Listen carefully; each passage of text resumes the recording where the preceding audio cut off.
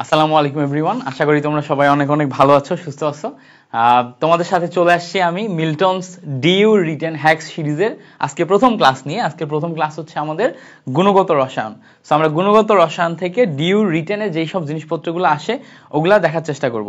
So তার আগে আমি দেখি যে আমাদের লাইভটা ঠিকঠাকভাবে গেছে কিনা, সাউন্ড ঠিক আছে কিনা, সবকিছু ঠিকঠাকভাবে দেখা যাচ্ছে কিনা। আমি জাস্ট একটু চেক করে আসি আমাদের গ্রুপটাতে।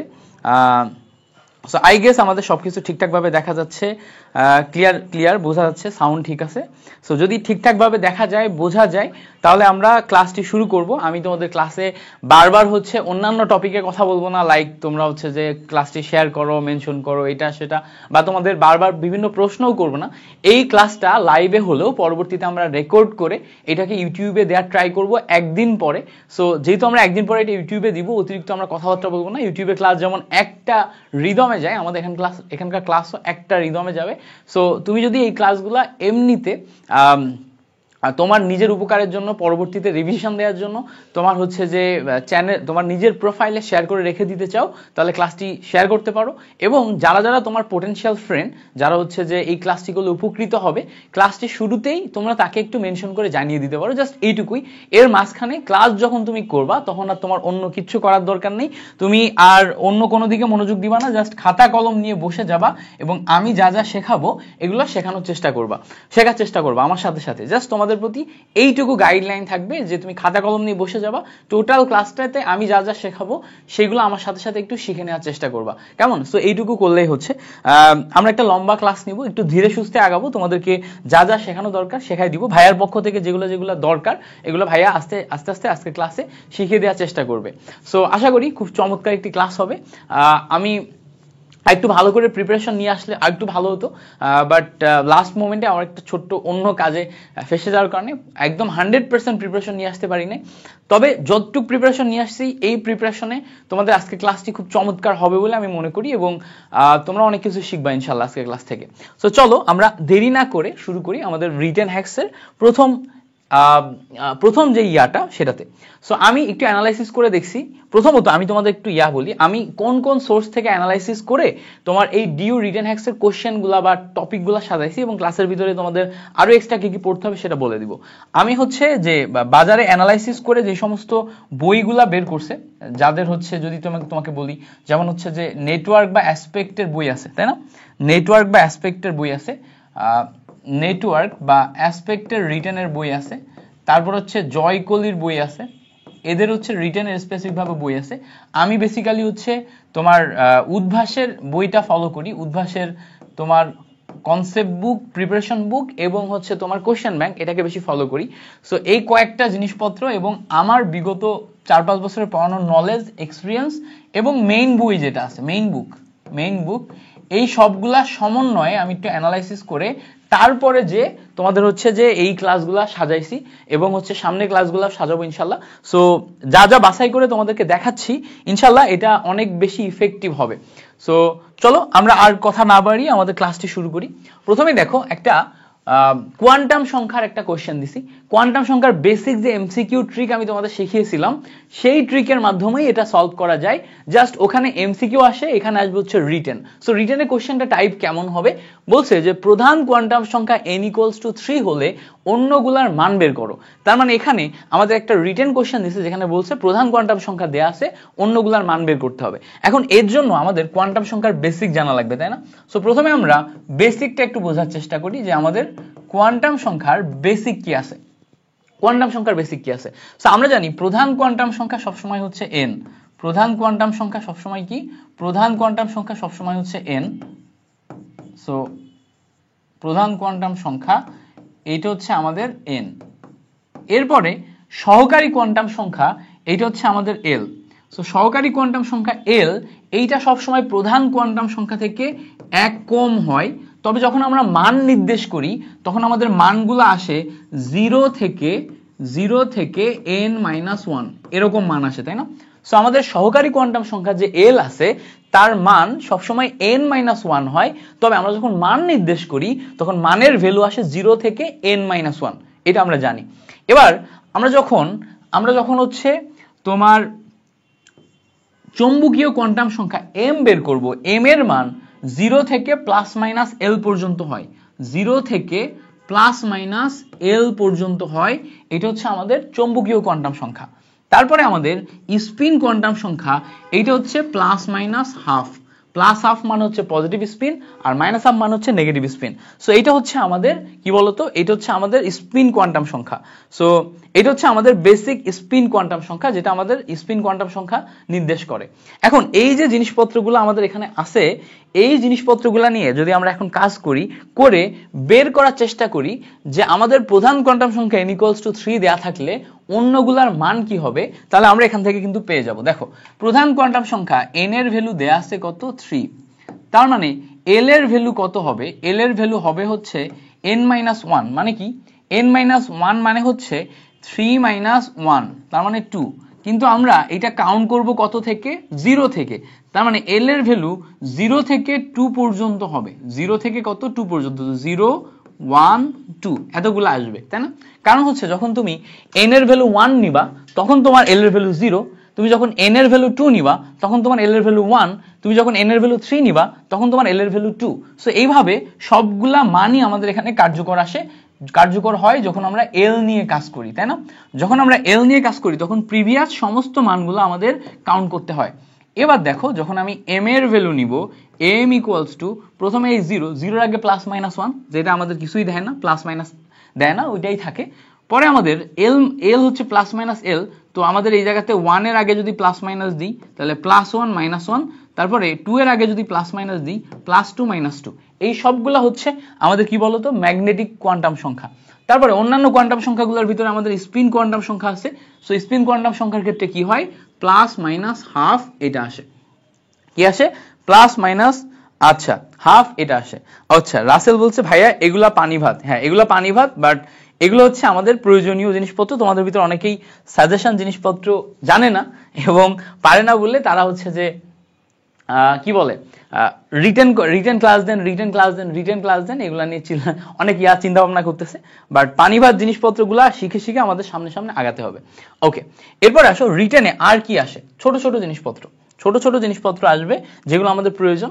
যেমন বলছে 4D উপশক্তি স্তরের অরবিটাল গুলোর জন্য n l m এগুলার মানের তালিকা লিখো।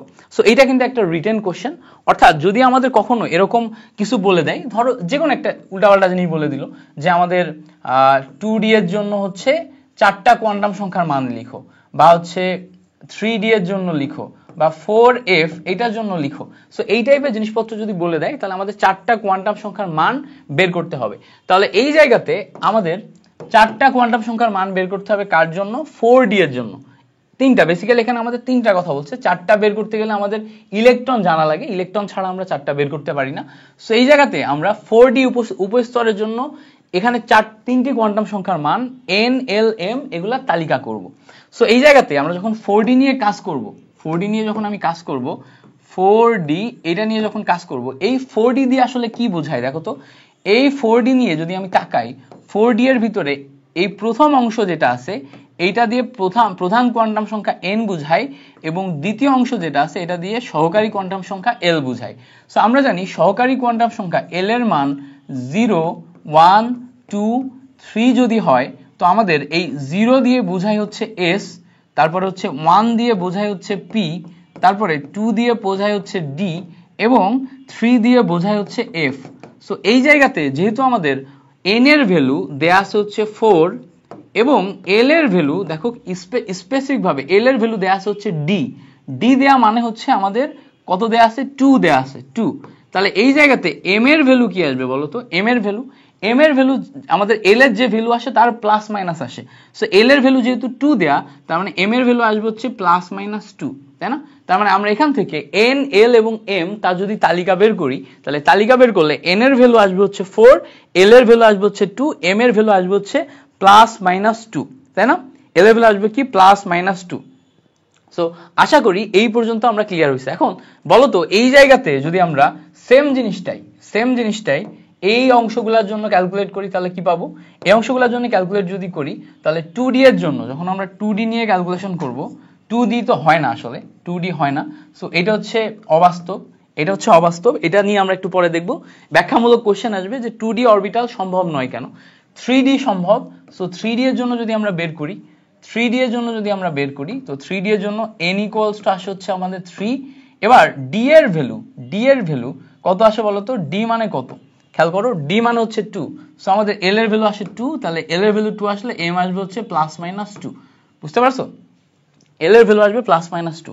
আচ্ছা, এবার তোমাদের আমি নিজে একটা এক্সট্রা কোশ্চেন দিই, এখানে নিজে একটা এক্সট্রা কোশ্চেন দিই কোয়ান্টাম সংখ্যা রিলেটেড। এইটা বলো, তোমাদের জন্য বললাম যে ক্রোমিয়ামের 24তম ইলেকট্রনের জন্য, ক্রোমিয়ামের 24th ইলেকট্রন এর জন্য 4টি কোয়ান্টাম সংখ্যা লিখো, 4টি কোয়ান্টাম সংখ্যা লিখো। সো ক্রোমিয়াম যেটা আছে, ক্রোমিয়ামের যে 24তম ইলেকট্রন এর জন্য 4টি কোয়ান্টাম সংখ্যা আমরা লিখতে বলছি। সো কোয়ান্টাম সংখ্যা থেকে এইটা একটা খুব জনপ্রিয় কোশ্চেন, যেটা হচ্ছে আমাদের একটু ব্যতিক্রম বলে সবসময়ই দিয়ে দেয়। তো আমরা এটা কিভাবে করব, কেউ বলতে পারবা? যারা হচ্ছে আমাদের সাথে ক্লাসটি করছো, যদি বলতে পারো তাহলে জাস্ট ইয়েস লিখো, তোমার টোটাল করে দেখানো লাগবে না, জাস্ট ইয়েস লিখলেই হবে যে ক্রোমিয়ামের 24তম ইলেকট্রনের জন্য 4টি কোয়ান্টাম সংখ্যার মান আমি লিখতে পারি। সো লিখতে পারলেই হচ্ছে। ওকে, কতজন আছে আমাদের লাইভে এখন? 39। আচ্ছা, সো ক্রোমিয়ামের 24তম ইলেকট্রনের জন্য 4টি কোয়ান্টাম সংখ্যার মান। আচ্ছা, মাহমুদুল হাসান বলছে ইয়েস লিখতে পারবো। আচ্ছা, যারা লিখতে পারবা না তাদেরকে একটু প্রসেসটা দেখিয়ে দিই। ক্রোমিয়ামের 24তম ইলেকট্রনের জন্য 4টি কোয়ান্টাম সংখ্যার মান লিখতে গেলে ক্রোমিয়ামের আগে ইলেকট্রন বিন্যাস করতে হবে। সো ক্রোমিয়ামের ইলেকট্রনই হচ্ছে 24। ক্রোমিয়ামের ইলেকট্রন বিন্যাস করলে দেখো আমরা পাই 1s2 2s2 2p6। এরপর আসে দেখো 3s2 3p6। সো এই পর্যন্ত যদি আমি কাউন্ট করি, দেখো তো কত আসে। প্রথমে 2টা, তারপরে 8টা, মোট মিলে 10টা, 10-এর সাথে আরো 8 মিলে কত হলো? 18। এবার দেখো আমাদের পরবর্তীতে যে ইলেকট্রন সেটা হচ্ছে 4s এ যায়, তারপরে আসে হচ্ছে 3d তে। 4s এ যায় এবং 3d তে যায়। 4s এ কেন যায়, 3d এর আগে 4s এ কেন যায়, এটাও একটা রিটেন কোশ্চেন, ব্যাখ্যামূলক কোশ্চেন, ওটা আমরা সামনে দেখব যে 4s এ ইলেকট্রন কেন যায় 3d এর আগে। দেখো একটা জিনিস ভালো করে বুঝবা, তুমি একটা জিনিস বেসিক নিয়ম জানো, বেসিক নিয়ম জানা এক কথা, আর সেই জিনিসটা খাতায় লিখতে পারা এক কথা।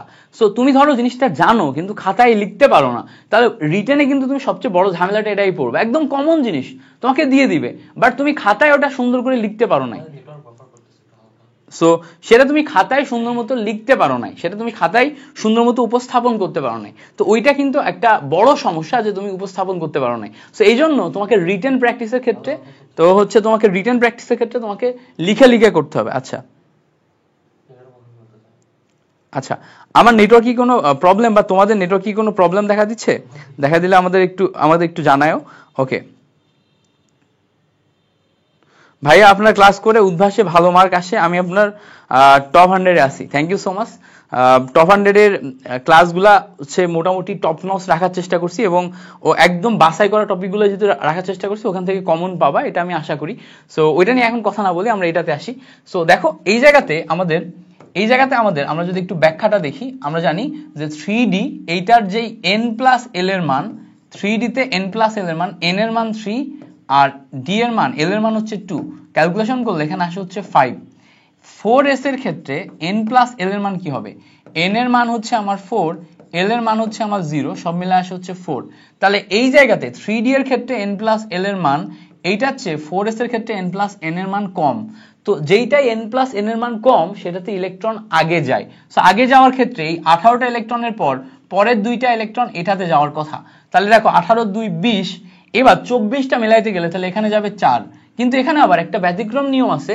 ব্যতিক্রম নিয়মটা কি, যে 3d অরবিটাল সবসময় অর্ধপূর্ণ বা পূর্ণ অবস্থায় থাকতে চায়, অর্ধপূর্ণ বা পূর্ণ অবস্থায় থাকতে চায়।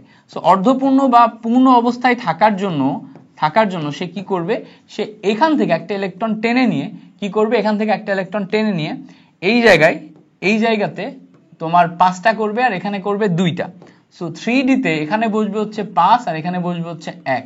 সো বেসিক্যালি আমাদের নিয়ম অনুযায়ী এখানে একটা যায়, এখানে যায় 5টা। তাহলে খেয়াল করো, একটু ভালো করে বোঝার চেষ্টা করবে এই জায়গায়। আমি জানি তোমরা অনেকেই বুঝো, তারপরে একটু ভালো করে বোঝার চেষ্টা করো। এখানে যখন আমি কাউন্ট করলাম, দেখো 18তম ইলেকট্রন কিন্তু p তে গেছে।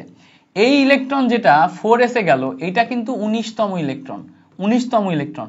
সো আমরা এখান থেকে 3d তে যে ইলেকট্রন কাউন্ট করছি এটা কিন্তু 20 থেকে শুরু হয়েছে।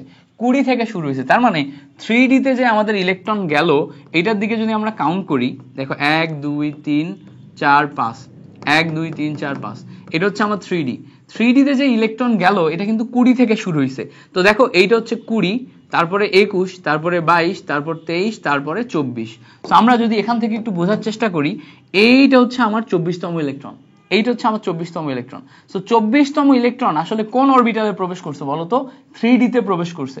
তো 24তম ইলেকট্রন যদি 3D তে প্রবেশ করে তাহলে এখানে n এর মান হবে হচ্ছে 3। n এর মান কত হবে? 3। এবার বলো l এর মান কত হবে? l এর মান আমরা বের করব হচ্ছে SPDF। আমরা যদি মান বসাই 0 1 2 3, তাহলে d যেহেতু d অরবিটালে যেহেতু, তাহলে l এর মান আসবে 2।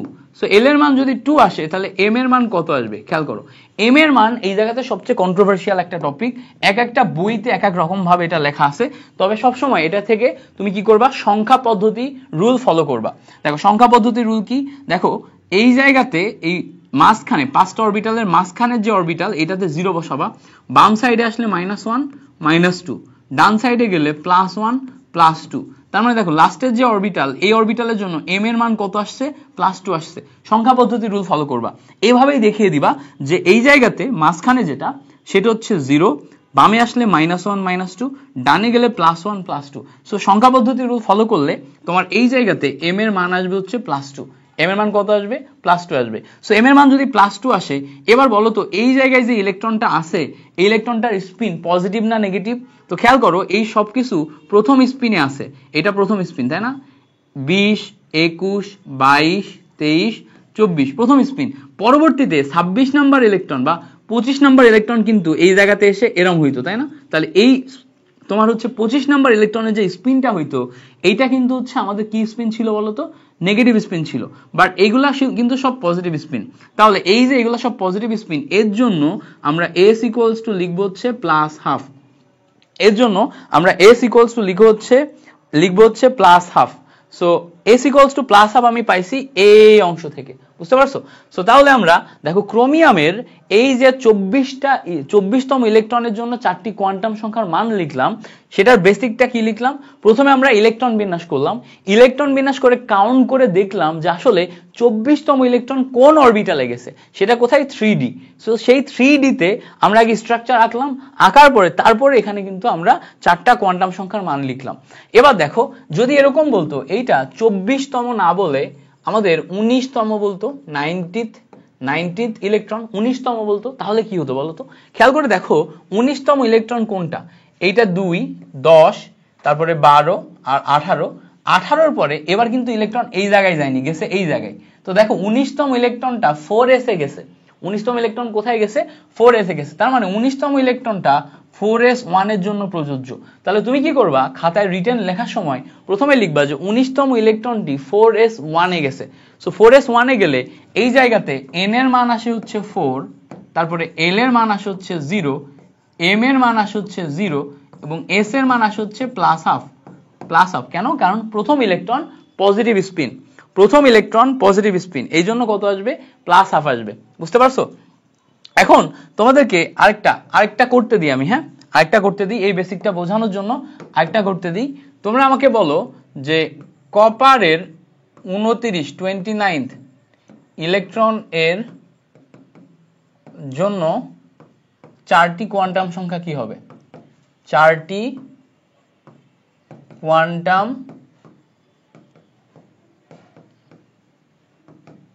সংখ্যা কি হবে? সো আমাদের কপারের 29তম ইলেকট্রনের জন্য 4টি কোয়ান্টাম সংখ্যা কি হবে সেটা লিখো। কপারের 29তম ইলেকট্রন। সো কপারের 29তম ইলেকট্রনের জন্য 4টি কোয়ান্টাম সংখ্যা কি হবে?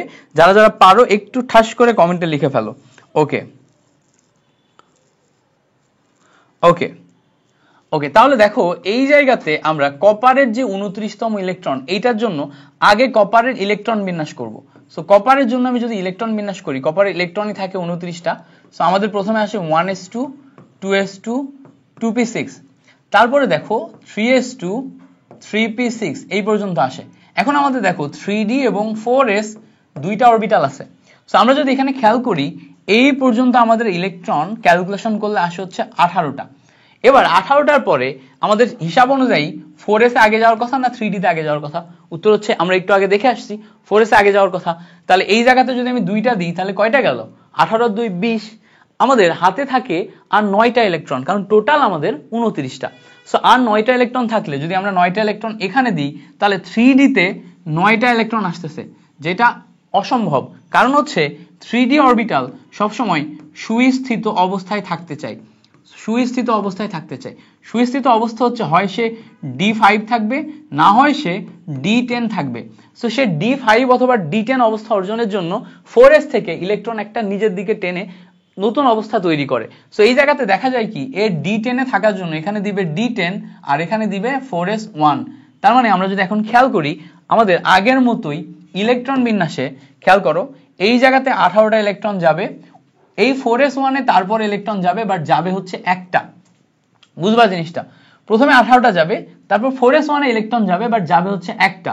তাহলে এই পর্যন্ত 18তম ইলেকট্রন, এই জায়গায় যে ইলেকট্রনটা গেছে এইটা হচ্ছে 19তম ইলেকট্রন, আর এখান থেকে 20তম ইলেকট্রন শুরু হয়েছে।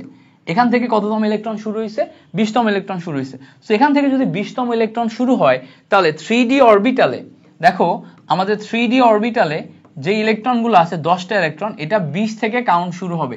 তাহলে আমরা যদি একটু হিসাব করার চেষ্টা করি 3D অরবিটালে 5টা অরবিটাল নিলাম, 1 2 3 4 5।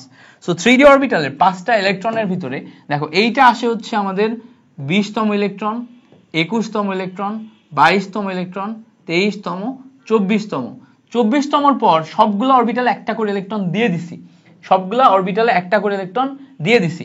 দেওয়ার পর এখন যদি আমি উল্টায় যাই তাহলে দেখো তো এইটা হচ্ছে 25 26 27 28 29।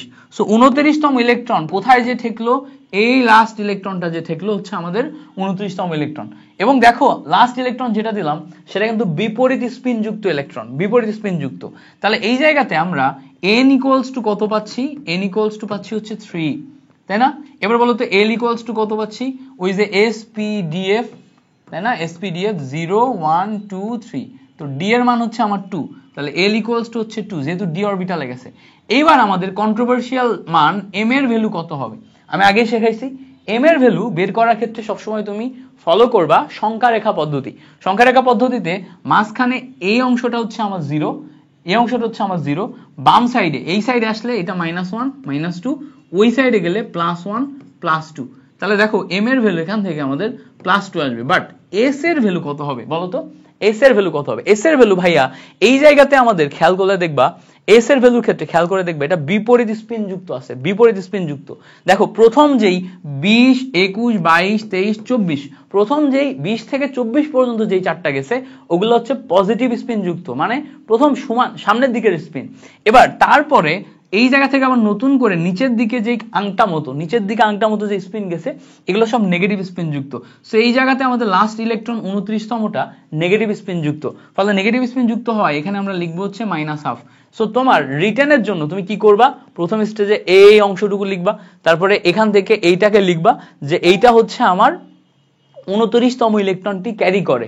তারপরে তুমি 29তম ইলেকট্রনের জন্য এই অংশটুকুর ইলেকট্রন বিন্যাস দেখায় 4টার মান লিখে দিবা। এইটুকু লিখলেই তুমি দেখা যাচ্ছে যে রিটেনের এই 2.5 মার্ক পেয়ে যাচ্ছ। বুঝতে পারছো জিনিসটা? সো আশা করি এইটা হচ্ছে আমাদের কাছে ক্লিয়ার হয়ে গেছে। এবার আসো আমরা পরেরটা দেখি। এবার আমাদের পরের প্রশ্ন হচ্ছে ব্যাখ্যামূলক প্রশ্ন, 3f অরবিটাল সম্ভব নয় কেন? 3f অরবিটাল সম্ভব নয় কেন বলো তো, 3f অরবিটাল সম্ভব কেন নয়? কেউ বলতে পারবা 3f অরবিটাল সম্ভব নয় কেন? সো যারা বলতে পারবা একদম সংক্ষেপে এক লাইনে লিখো, আমি তোমাদেরকে ব্যাখ্যা কিভাবে লিখতে হবে সুন্দর মতো সেটা দেখিয়ে দিব। বুঝতে পারছো? ব্যাখ্যা কিভাবে লিখতে হবে সেটা আমি তোমাদের দেখিয়ে দিব, বাট আপাতত তুমি জাস্ট এক লাইনে লিখো যে 3f অরবিটাল সম্ভব নয় কেন। আচ্ছা ব্যাপার হইতেছে কি, দেখো এই প্রশ্নগুলা তোমাদের অনেকের কাছে সিলি লাগবে, অনেকের কাছে আবার মনে হবে যে আচ্ছা না এগুলার ব্যাখ্যা কেমনে লিখবো।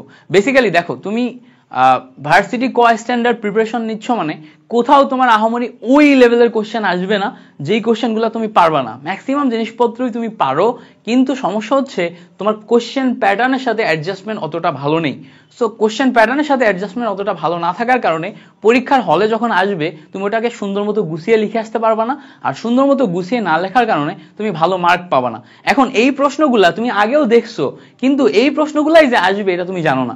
এই প্রশ্নগুলা যখন আসবে সেটার আবার উত্তর কিভাবে লিখতে হবে সেটাও তুমি জানো না। না। তাহলে এখন আমাদের এই ক্লাসটার উদ্দেশ্য হচ্ছে রিটেনে যে সমস্ত প্রবাবল কোশ্চেনগুলো আসতে পারে সেগুলোকে তোমাদের জন্য গুছিয়ে দেয়া এবং এটার উত্তরটা কিভাবে লিখতে হবে সেটা আমি তোমাদেরকে একটু লিখে দেখাই দিব, কেমন? তাহলে এইটা হচ্ছে আমাদের প্রবাবল কোশ্চেন। এবং দেখো এই এরিয়া থেকে আর কি কি কোশ্চেন হয়, এই এরিয়া থেকে আর কি কি কোশ্চেন হয় আমি যদি তোমাদের একটু প্রথমে বিবেচনা করি। দেখো 1s, এবার 1s এর পরে সম্ভব হয় না হচ্ছে 1s এর পরে সম্ভব হয় না হচ্ছে 1p 1d, ঠিক আছে, 1f। সো এই 4-3টে অরবিটালই সম্ভব নয়। এরপরে যখন আমরা পরেরটা দেখব 2s 2p, সো সম্ভব নয় হচ্ছে 2d 2f। তারপরে আমরা যদি দেখি 3s 3p 3d, এই জায়গা থেকে সম্ভব নয় হচ্ছে 3f।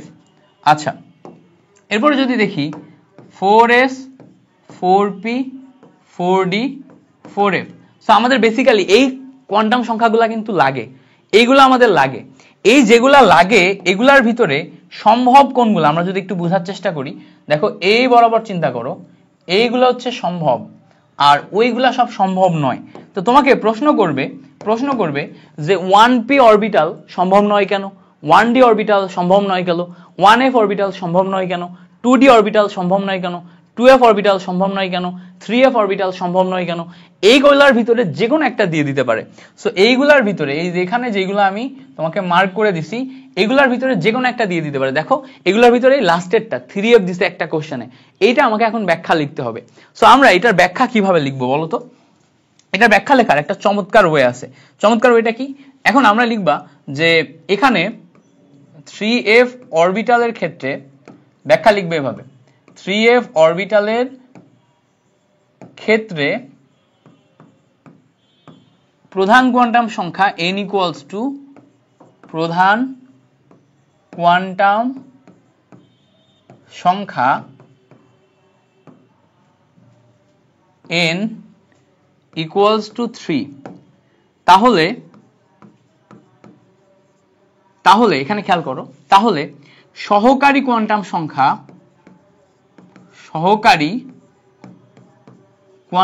এভাবে একটু সুন্দর করে লিখবা, হ্যাঁ, কোয়ান্টাম সংখ্যা l এর মান 0 থেকে n-1,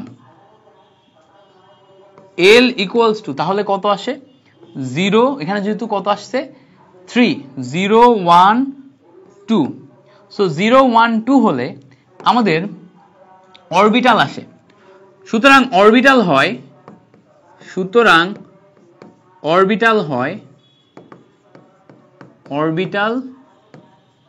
হয় 3s 3p 3d। এবার তুমি লিখবা তাই 3f সম্ভব নয়। লাস্টে তুমি আরো একটা লাইন অ্যাড করতে পারো, অ্যাড করলে কি হবে খেয়াল করে দেখো, 3f অরবিটাল সম্ভব হলে, 3f অরবিটাল, এটা খুব পাওয়ারফুল একটা লাইন, 3f অরবিটাল সম্ভব হলে l ইকুয়ালস টু কত চলে আসে 3 আসে, যা প্রধান কোয়ান্টাম সংখ্যা n এর সমান, যা অসম্ভব। সো এই হচ্ছে আমাদের ব্যাখ্যা। তাহলে ব্যাখ্যাটা কি? ব্যাখ্যাটা খুব সিম্পল, যে আমরা এখানে 3f অরবিটাল সম্ভব নয় কেন সেটার বেসিকটা বুঝবো। আমরা জানি এগুলা সম্ভব না, কারণ এই কোয়ান্টাম সংখ্যাগুলো আমাদের রেঞ্জের বাইরে, ফর্মুলা অনুযায়ী রেঞ্জের বাইরে। সো ফর্মুলা অনুযায়ী যেগুলো রেঞ্জের বাইরে ওগুলা নিয়ে আমি তো কাজ করবো না, তাই না? ফর্মুলা অনুযায়ী যেগুলো রেঞ্জের বাইরে ওগুলা নিয়ে তো আমি কাজ করবো না, করতেও পারবো না। তাহলে তার ব্যাখ্যা কিভাবে লিখবো? একদম বেসিক অনুযায়ী লিখে এখানে আমরা একভাবে বলতে পারি, প্রমাণ করতে পারি যে আমাদের 3f সম্ভব নয়, কারণ আমাদের নিয়ম অনুযায়ী আসবেই হচ্ছে 3s 3p 3d, 3s 3p 3d। তারপরে আমরা আরেকবার অন্যভাবে উল্টাভাবে ব্যাখ্যা দিতে পারি যে 3f অরবিটাল যদি সম্ভব হয় তাহলে l এর মান হয়ে যায় 3 যেটা প্রধান কোয়ান্টাম সংখ্যা n এর মানের সমান, যা অসম্ভব। তাহলে এই জন্য আমাদের হচ্ছে 3 অরবিটাল সম্ভব নয়। আচ্ছা, তোমরা আমাকে একটু কমেন্টে জানাও যে আমি কি খুব দ্রুত যাচ্ছি, যদি দ্রুত যাই তাহলে আমি এবার স্লো ডাউন করব, স্লো ডাউন করে তোমাদের বোঝাবো। আর যদি দ্রুত না যে ঠিকঠাক গতিতে যাই তাহলে ঠিকঠাক গতিতেই যাচ্ছি, তোমাদেরকে ঠিকঠাক গতিতেই বোঝাবো। সো তোমরা আমাকে জাস্ট একটু কমেন্টে জানাও যে স্লো ডাউন করবো কিনা। আচ্ছা ভাইয়া, কমেন্ট বক্স দেখেন। আমার কমেন্ট না পড়ার একটা বদ অভ্যাস আছে, বুঝছো, আমি খুব আমার মতো করে পড়িয়ে যাই। আচ্ছা, সাব্বির আহমেদ জিজ্ঞেস করছে স্যার অর্গানিকের কয়টা ক্লাস হবে? অর্গানিকের revision class, MCQ base revision class আমি অলরেডি ইউটিউবে 2টা পর্বে দিয়ে দিচ্ছি। 2টা পর্বের রিভিশন ক্লাসে আমরা 3.5 ঘন্টায় টোটাল অর্গানিকের 27টা সবচেয়ে ইম্পর্টেন্ট টপিক করাই ফেলছি। 28টা, একটা টপিক আমি লাস্টে আবার এক্সট্রা পড়াইছিলাম, তোমার হচ্ছে ইটার্ড বিক্রিয়া, লাস্টে এক্সট্রা পড়াইছিলাম ইটার্ড বিক্রিয়াটা। সো 28টা টপিক আমি সবচেয়ে ইম্পর্টেন্ট 28টা টপিকের এমসিকিউ বেস প্রিপারেশন তোমাদের গুছিয়ে দিছি, ক্লাস স্লাইডও দিয়ে দিছি। সো তোমরা যারা এখানে এই ক্লাসটি করতেছো, তোমরা ইউটিউবে যে ওই ক্লাসটা দেখে ফেললেই তোমার অর্গানিকের প্রিপারেশনটা A to Z গুছিয়ে যাবে, এটা আমি বিশ্বাস করি, ঠিক আছে? এবং আমি মনে করি যে অর্গানিক থেকে যদি 7টা 8টা এমসিকিউ আসে, 6টা 7টা এমসিকিউ আসে, তার ভিতর 5টা 6টাই তুমি ওই টপিক এবং ওই ট্রিক্সের ভিতর থেকেই পাবা। তুমি আমার কথা মিলিয়ে নিও, তুমি ওই ক্লাসটা করার পরে একা একা যে কোনো একটা প্রশ্নে পরীক্ষা দাও, অথবা কোনো একটা হচ্ছে যে মডেল টেস্ট পরীক্ষাতে যে তুমি দেখো, তুমি মাস্ট ওই জায়গা থেকে কোশ্চেন পাবা। এটা আমার বিগত বছরের প্রশ্ন অ্যানালাইসিসের একটা কনফিডেন্স, যেটা আমি তোমাকে বলতেছি যে তুমি ওখান থেকে কমন পাবা, ইনশাল্লাহ কমন পাবা। এখন তোমরা বলতে পারো ভাইয়া তাহলে অর্গানিকের রিটেনের জন্য কি করব? অলরেডি রিটেনের জন্য ওই ক্লাসের ভিতরেই 50 থেকে 60% জিনিসপত্র গুছিয়ে বলা আছে, বাট অনেক বিস্তারিত সুন্দর করে লিখে দেয়া নেই, যেহেতু রিটেনে একটু সুন্দর করে গুছিয়ে লিখতে হয়। সো তোমরা যদি চাও আমি এই সিরিজে যখন ক্লাস নিব তখন অর্গানিকের জন্য একটা রিটেন ক্লাস নিয়ে নিতে পারি, যেখানে রিটেনের জন্য ইম্পর্টেন্ট টপিকগুলা তোমাদেরকে সুন্দর করে বুঝিয়ে আমি হচ্ছে ওই জিনিসপত্রগুলা বা ওই রিয়াকশনগুলা তোমাদেরকে লেখা শেখাই দিব, যে কিভাবে তুমি রিয়াকশনগুলা লিখবা। যেমন ধরো ওইগুলা লেখার ভিতরেই অর্গানিকের জন্য ওইগুলা যখন আমি লিখছিলাম, লেখার ভিতরেই যেমন ধরো 1 2 3 ডিগ্রি অ্যালকোহল প্রস্তুতকরণ, তোমার হচ্ছে গ্রিগনার রিয়েজেন্টের সাহায্যে 1 2 3 ডিগ্রি অ্যালকোহল প্রস্তুতকরণ, এই জিনিসটা কিন্তু আমি তোমাদেরকে দেখিয়ে দিছি, খুব সুন্দর করে স্টেপ বাই স্টেপ দেখিয়ে দিছি ওর ভিতরেই, বুঝতে পারছো, যেটা রিটেনের জন্য খুবই ইম্পর্টেন্ট। সো ওই অংশটা দেখা যাচ্ছে যে যেটা আমাদের ওই রিটেনের জন্য আসবে সেটা আমরা দেখিয়ে দিছি। হফম্যান ক্ষুদ্রাংশকরণ বিক্রিয়া, একটা বিক্রিয়া যেটা রিটেনে অনেক বেশি আসতে দেখা যায়, সো ওইটা আমি তোমাদেরকে ওখানে সুন্দর করে দেখিয়ে দিছি। তারপরে হচ্ছে ফিডেলক্রাফট অ্যালকাইলেশন অ্যাসাইলেশন, যেটা হচ্ছে অ্যালকাইলেশনের মেকানিজম, অ্যাসাইলেশনের মেকানিজম রিটেনে আসে, আমি আলাদা করে টাইম নিয়ে ওটা দেখিয়ে দিছি যাতে তুমি ওটা পারো। লিবারম্যান বিক্রিয়া রিটেনে আসে, 3 স্টেপের বিক্রিয়া, 2.5 মার্কসে তোমার রিটেনে দিয়ে দিবে, আমি লিবারম্যান বিক্রিয়াটা ওখানে সুন্দর মতো দেখিয়ে দিছি। সো যেই অংশগুলো রিটেনে আসবে সেগুলো আমি সুন্দর করে ওখানে দেখিয়ে দিছি। তারপরেও যদি তোমরা মনে করো ক্লাস প্রয়োজন, ইনশাল্লাহ I will try my best তোমাদের হচ্ছে যে দেখিয়ে দেওয়ার। ভাই আপনার ক্লাস করে উদ্ভাসে ভালো মার্ক আসে আপনার, আচ্ছা এইটা এই কমেন্ট আগেও পড়ছি। সো ইনশাল্লাহ ভাই। সাব্বির বলছে স্যার প্লিজ ফ্রি করে দেন টপ 100 স্যার প্লিজ। দেখো টপ 100-এ অলরেডি আমার হচ্ছে 250 জনের উপরে ভর্তি হয়ে গেছে, তারা সবাই 400 টাকা করে দিয়ে ভর্তি হয়েছে এবং সেখান থেকে আমি একটা ভালো ইনকাম করে ফেলছি। সো এখন যদি তোমাদের সবাইকে ফ্রি করে দিই, ওরা তো আমার উপরে কমপ্লেন করবে, যদি পুলিশ কেস করে দেয় ভোক্তা অধিকার পরিষদে যে এই ভাই আমাদের ঠকিয়েছে, প্রথমে হচ্ছে টাকা নিছে পরে সবাইকে ফ্রি করে দিয়েছে, তাহলে বলতে পারতো যে আপনি ফ্রি করে দিবেন, টাকা কেন নিলেন। তো এখন তো আর সম্ভব না, যদি শুরুতে করতাম তাহলে ছিল, শুরুতেও করা সম্ভব ছিল না, কারণ আমার বোর্ড কিনতে যেই টাকাটা শর্ট ছিল, মানে আমি যেই বোর্ডটাতে তোমাদের এখন পড়াচ্ছি, বোর্ড কিনতে যেই টাকাটা শর্ট ছিল সেটা আমি টপ 100 থেকে নিয়ে তারপরে হচ্ছে যে বোর্ডটা কিনছি। সো ওই সময় যদি আমি কোর্সটা না নামাইতাম তাহলে হয়তো তোমাদের এই ফ্রি ক্লাসগুলো আমি চমৎকারভাবে নিতেও পারতাম না। তো আল্লাহ যা করেন ভালোর জন্যই করেন। তোমার যদি নিতান্তই প্রবলেম থাকে 400 টাকা ম্যানেজ করতে, তুমি হচ্ছে যে এই ক্লাসগুলো একটু করিও, অথবা একটু তোমার কোনো একটা ফ্রেন্ডের কাছ থেকে কারো কাছ থেকে একটু ধারটা নিয়ে করে ফেলো, পরবর্তীতে কখনো না কখনো তুমি ম্যানেজ করে ফেলতে পারবা, সমস্যা নেই, বুঝতে পারছো। তো চলো আমরা এক্সট্রা কথাবার্তা না বলে, আমার কমেন্ট না পড়ার অভ্যাস আছে, আমি খুবই সরি, আমরা এক্সট্রা কথাবার্তা না বলে আমাদের পরবর্তী টপিকে যাই। এরপরটা দেখো বলছে কি 2D অরবিটাল সম্ভব নয় কেন, একদম সেম কোশ্চেন, বেসিকটা বুঝাইছি। সো 2D অরবিটাল সম্ভব নয় কেন, এটা কিভাবে লিখবা, যে 2D অরবিটালে D এর মান তোমার হচ্ছে L ইকুয়ালস টু কত 2 হয়, যা প্রধান কোয়ান্টাম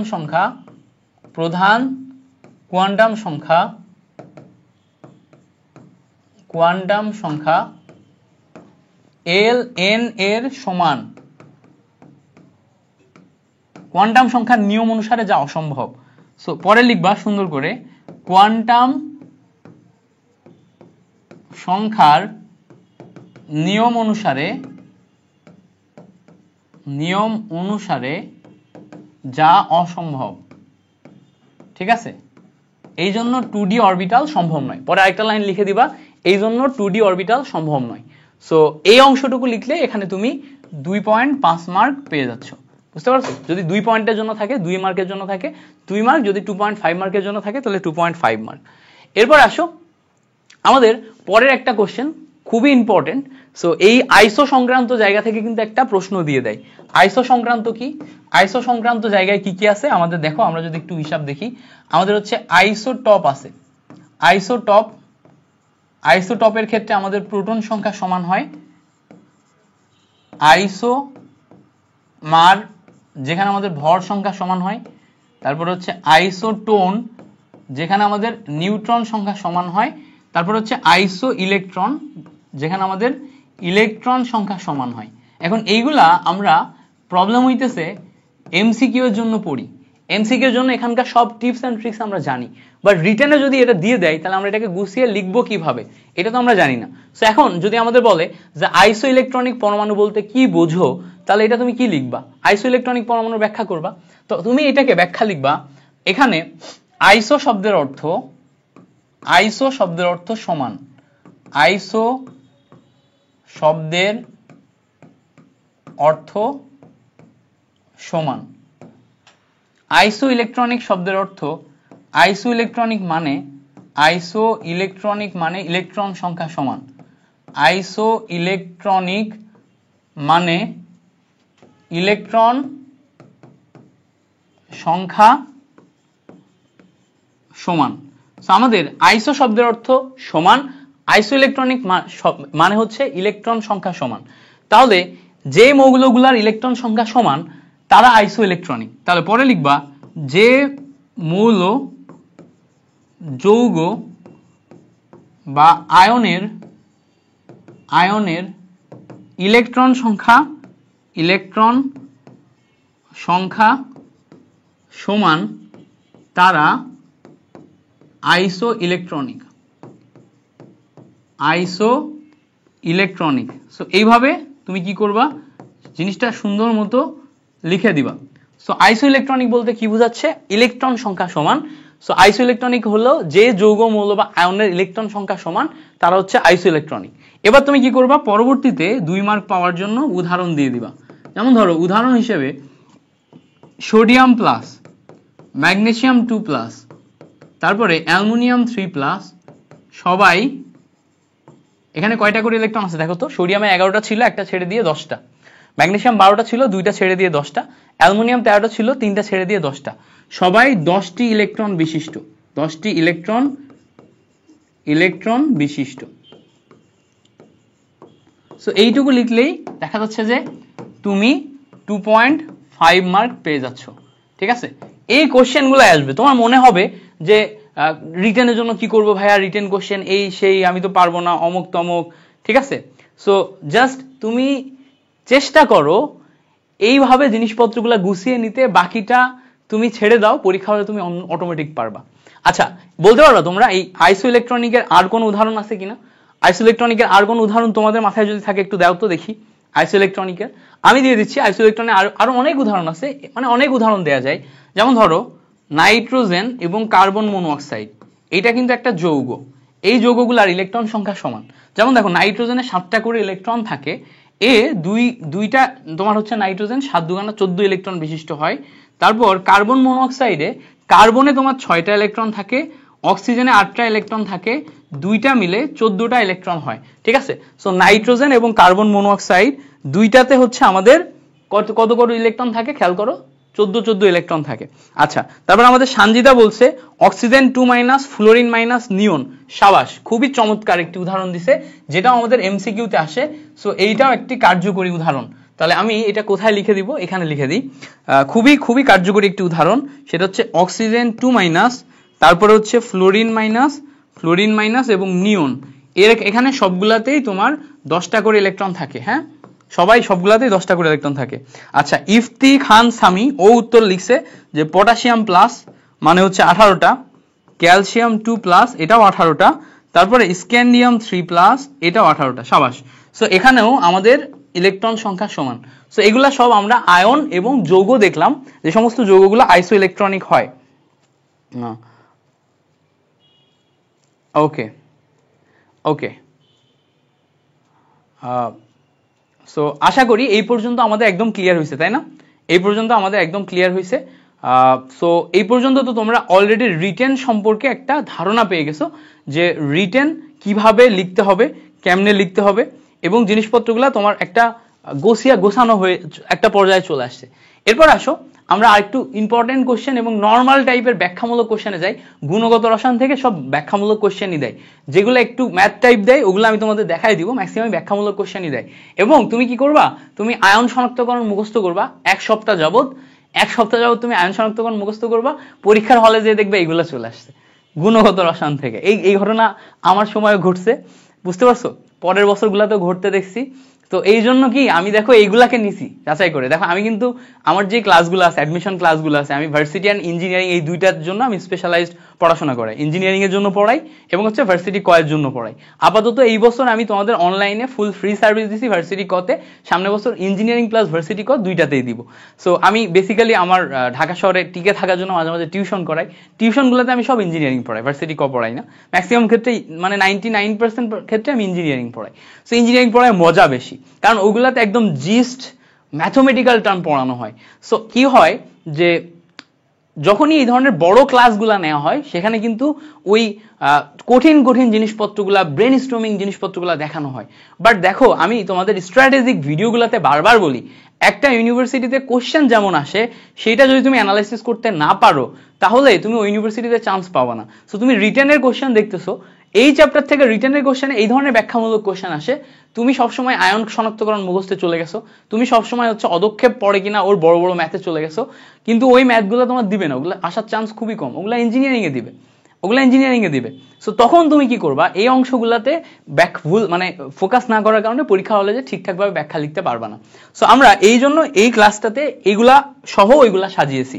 সো এখানে দেখো আমাদের কি আছে, আমি যদি একটু খেয়াল করি, কার্বন 14 ডেটিং বলতে কি বোঝায়। সো এই কার্বন 14 ডেটিং এর কনসেপ্টটা কোন জায়গা থেকে আসছে? ডেটিং বলতে তোমরা আবার উল্টা ভুলভাল জিনিস বুঝো না, এটা আসলে জীবাশ্ম বা তোমার ফসিল ফুয়েল যেগুলো আছে, জীবাশ্ম তো বুঝো তাই না? ধরো মাটির ভিতরে কোন একটা জিনিস দীর্ঘদিন যাবত পড়ে আছে, সেই জিনিসটাকে আমরা বলি হচ্ছে জীবাশ্ম। সো এই মাটির ভিতরে কোন একটা জিনিস যদি দীর্ঘদিন যাবত পড়ে থাকে, এই জিনিসটাকে আমরা বলতেছি জীবাশ্ম। সো আমরা মাটির নিচে অবস্থিত জীবাশ্মকে উত্তোলন করব। তাহলে আমরা প্রথমে জীবাশ্ম নিব। আমি দেখো ডেটিং অনেকে বুঝে না, তো এই জন্য হচ্ছে যে স্টেপ বাই স্টেপ বোঝাচ্ছি। সো আমরা প্রথমে এই জীবাশ্মকে উত্তোলন করব। হ্যাঁ, উত্তোলন করব, মাটির ভিতর থেকে উত্তোলন করব। উত্তোলন করার পরে এই জীবাশ্মের ভিতরে আমাদের দেখো, এই জীবাশ্মের ভিতরে আমাদের তেজস্ক্রিয় মৌল থাকবে। তেজস্ক্রিয় থাকবেই, কারণ হচ্ছে দীর্ঘদিন মাটির নিচে আছে। সো এর ভিতরে তেজস্ক্রিয় মৌল থাকবে।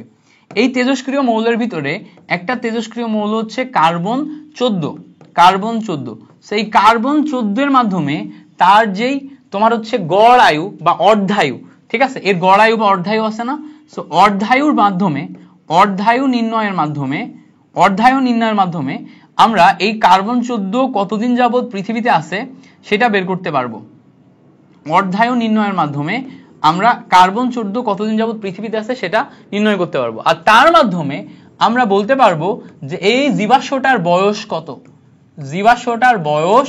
কত, বা আমরা এখান থেকে বলতে পারবো এই জীবাশ্ম বা এই জীবাশ্মের সাথে সংশ্লিষ্ট পৃথিবীর বয়স কত। ঠিক আছে, তাহলে দেখো এখানে স্টেপটা একটু বোঝার চেষ্টা করো, স্টেপটা বোঝার চেষ্টা করো, তুমি একাই লিখতে পারবা, বুঝবা, বুঝে লিখবা, মুখস্থ করবা না, মুখস্থ করতে গেলে ধরা খাবা। তাহলে হইলো কি, আমাদের মাটির নিচে অবস্থিত জীবাশ্মকে উত্তোলন করে তার ভিতরে অবস্থিত তেজস্ক্রিয় মৌলগুলা অ্যানালাইসিস করব আমরা। তার ভিতরে যদি কার্বন 14 থাকে, এই কার্বন 14 এর অর্ধায়ু গণনা বা অর্ধায়ুর মাধ্যমে পূর্ণ আয়ু গণনার মাধ্যমে আমরা যদি পৃথিবীর বয়স গণনা করি, তখন সেই বিষয়টাকে আমরা বলি হচ্ছে কার্বন 14 ডেটিং। তাহলে সেই বিষয়টাকে আমরা কি বলি, কার্বন 14 ডেটিং। আরো একবার ক্লিয়ার করে দিই যে হচ্ছে জীবাশ্ম, সেটাকে উত্তোলন করলাম, তার ভিতর তেজস্ক্রিয় মৌল আছে, সেই তেজস্ক্রিয় মৌলের মাধ্যমে আমরা যদি পৃথিবীর বয়স গণনা করি, এই জিনিসটাকে বলা হচ্ছে কার্বন 14 ডেটিং। সো সুন্দর করে এই অংশটা বুঝে বুঝে পরীক্ষা খাতায় লিখে আসবা, পারবা না? ওকে। একজন জিজ্ঞেস করছে ভাইয়া ক্লাসটা কতক্ষণ হবে। আমি নিজেও জানি না ক্লাসটা কতক্ষণ হবে, অনেকগুলা কোশ্চেন, প্রয়োজনীয় ইম্পর্টেন্ট কোশ্চেনগুলো সব নিয়ে রাখছি। সো এই প্রয়োজনীয় বা ইম্পর্টেন্ট কোশ্চেনগুলো তোমাদের এখন করিয়ে দিচ্ছি। সো তোমরা যদি তাড়াতাড়ি চাও আমি আরেকটু তাড়াতাড়ি করে দিতে পারবো। যেমন ধরো এখানে আরেকটা কোশ্চেন আছে যে ফসফরাস 32 এর ব্যবহার লিখো। তো তুমি ফসফরাস 32 এর কিন্তু অনেক ব্যবহার পেয়ে যাবা, বইয়ে গেলেই পাবা। যেমন হচ্ছে ফসফরাস 32 এর একটা ব্যবহার হচ্ছে ডিএনএ আরএনএ যে বৈশিষ্ট্য সেটা অ্যানালাইসিস, তাই না? ডিএনএ আরএনএ এর বৈশিষ্ট্য অ্যানালাইসিসে আমরা ফসফরাস 14 ব্যবহার করি। হ্যাঁ, ডিএনএ আরএনএ এর যে গঠন পর্যালোচনা, ডিএনএ আরএনএ এইটার হচ্ছে গঠন পর্যালোচনাতে আমরা ফসফরাস 32 ব্যবহার করি, এইটাতে আমরা ফসফরাস 32 ব্যবহার করি। এছাড়া ফসফরাস 32 এর আরো কয়েকটা ইয়া আছে, যেমন হচ্ছে যে রক্ত স্বল্পতার চিকিৎসায় আমরা ব্যবহার করি, রক্ত স্বল্পতার চিকিৎসা, এইটা নিয়ে যদি আমরা কাজ করি, রক্ত স্বল্পতার চিকিৎসায় আমরা এটা ব্যবহার করি। তারপর হচ্ছে গাছ মাটি থেকে কি পরিমাণ ফসফেট গ্রহণ করে, গাছ মাটি থেকে কি পরিমাণ ফসফেট গ্রহণ করে সেইটা অ্যানালাইসিস করি আমরা। গাছ মাটি থেকে কি পরিমাণ ফসফেট গ্রহণ করে, তাহলে কি হইলো দেখো, প্রথম দুইটা হচ্ছে আমাদের মানুষ সংশ্লিষ্ট। দেখো আমি এইভাবে মনে রাখার চেষ্টা করি, প্রথম দুইটা হচ্ছে মানুষ সংশ্লিষ্ট, পরেরটা গাছ সংশ্লিষ্ট। সো এখানে আমাদের একটা দেখা যাচ্ছে কি একটা গাছ আছে, হ্যাঁ। সো এই গাছটা মাটি থেকে কি পরিমাণ ফসফেট গ্রহণ করছে এইটা আমরা ফসফরাস 32 এর মাধ্যমে অ্যানালাইসিস করব। এখানে আমাদের একটা মানুষ আছে, এই মানুষটার রক্ত স্বল্পতা হয়েছে, তো সেই রক্ত স্বল্পতার চিকিৎসার জন্য আমরা কি করব, ফসফরাস 32 ব্যবহার করব। পাশাপাশি এই মানুষটার ডিএনএ আরএনএ এর গঠন কি রকম, মানে তার বাবা মাকে সেটাকে যদি চেক করতে চাই, তার গঠন সম্পর্কে যদি আমাদের জানতে হয়, তাহলে সেইটা অ্যানালাইসিসও আমরা ফসফরাস 32 ব্যবহার করতে পারবো। 3টা পয়েন্ট লিখবা, 2.5 মার্ক পেয়ে যাবা। 3টা পয়েন্ট লিখবা, 2.5 মার্ক পেয়ে যাবা। বুঝতে পারছো না? আচ্ছা, আইসোটপের বৈশিষ্ট্য লিখো। এটা পারবা না? আইসোটপের বৈশিষ্ট্য কে কে লিখতে পারো দেখি? আইসোটপের বৈশিষ্ট্য তুমি জানো আইসোটপ কি, কিন্তু আইসোটপের বৈশিষ্ট্য লিখতে বললে তুমি 3টা বৈশিষ্ট্য কি লিখবা বলো তো আমাকে? 3টা বৈশিষ্ট্য বলে দাও। ওকে ভাইয়া ক্লাসের পিডিএফটা দিন, ইনশাআল্লাহ ক্লাসের পিডিএফটা দিব, সমস্যা নেই। আমি জানি যে তুমি হচ্ছে আইসোটপ কি সেটা জানো, বাট যদি তোমাকে বলি আইসোটপের 3টা বৈশিষ্ট্য লিখো, তাহলে তুমি কি লিখবা বলো তো? তখনই তো তুমি ধরা খেয়ে যাবা। সো আইসোটপের বৈশিষ্ট্য এইটা লিখতে বললেই তুমি ধরা খেয়ে যাবা। দেখো রিটেন প্র্যাকটিস এই জায়গায় তোমার অভাব। সো আইসোটপের 3টা বৈশিষ্ট্য আমাকে লিখে দাও। আইসোটপের 3টা বৈশিষ্ট্য দেখো, 2.5 মার্ক পাইতে গেলে তোমার মিনিমাম 3টা বৈশিষ্ট্য লেখা লাগবে। সো আইসোটপের প্রথম বৈশিষ্ট্য হচ্ছে আইসোটপে প্রোটন সংখ্যা সমান। আইসোটপে প্রোটন সংখ্যা সমান আমরা সবাই জানি, এবং আমরা সবাই এই একটা বৈশিষ্ট্য লিখেই আটকে যাব, আর লিখতে পারবো না, প্রোটন সংখ্যা সমান। আচ্ছা আরেকটা জিনিস, যখন তোমরা রিটেন লিখবা, পরীক্ষার খাতায় রিটেন লিখবা, তখন এরকম ব্যাখ্যামূলক জিনিসপত্র এরকম গিনজি করে না লিখে চেষ্টা করবা যে 2.5 মার্কের জন্য 3টা পয়েন্ট লেখার, আর ওই 3টা পয়েন্ট যদি ব্যাখ্যামূলক কোশ্চেন দেয়, ওই 3টা পয়েন্ট নাম্বার 1, নাম্বার 2, নাম্বার 3 দেওয়ার। তাহলে টিচার যখন দ্রুত খাতা দেখবে, জিনিসটা খুব ভালো করে সে দ্রুতই বুঝে যাবে এবং তোমাকে সুন্দর মতো মার্ক দিয়ে দিবে। বুঝতে পারছো? সো এই জন্য এভাবে পয়েন্ট আকারে লিখবা। ওকে, প্রোটন নাম্বার সেম। এবার একটা জিনিস খেয়াল করো তো, পর্যায় সারণীতে কার অবস্থান কত সেটা কিন্তু আমরা প্রোটন নাম্বারের উপর ডিপেন্ড করে তোমার করি। যেমন হচ্ছে দেখো হাইড্রোজেন, হিলিয়াম, তারপর হচ্ছে লিথিয়াম, এই যে এইভাবে আমরা করি। তারপর হচ্ছে দেখো এখানে আমরা সোডিয়াম নিলাম। এই যে অবস্থান আমরা বিবেচনা করতেছি, এই টোটাল অবস্থান বিবেচনা করলে খেয়াল করো আমাদের কাহিনী যেটা হবে, এই হাইড্রোজেনের 3টা আইসোটপ, খেয়াল করো hydrogen 1 1, hydrogen 1 2, hydrogen 1 3। So hydrogen, deuterium, tritium, তিনটা হচ্ছে হাইড্রোজেনের আইসোটপ। এই যে তিনটা আইসোটপের প্রত্যেকের তো প্রোটন সংখ্যা সমান, তাই না? প্রোটন সংখ্যা সমান হলে এই তিনটা আইসোটপই এই জায়গাতে অবস্থান করে না, অর্থাৎ পর্যায় সারণীতে সেম জায়গাতে অবস্থান করে না। সো এই জন্য আমরা আরেকটা বৈশিষ্ট্য লিখতে পারবো যে পর্যায়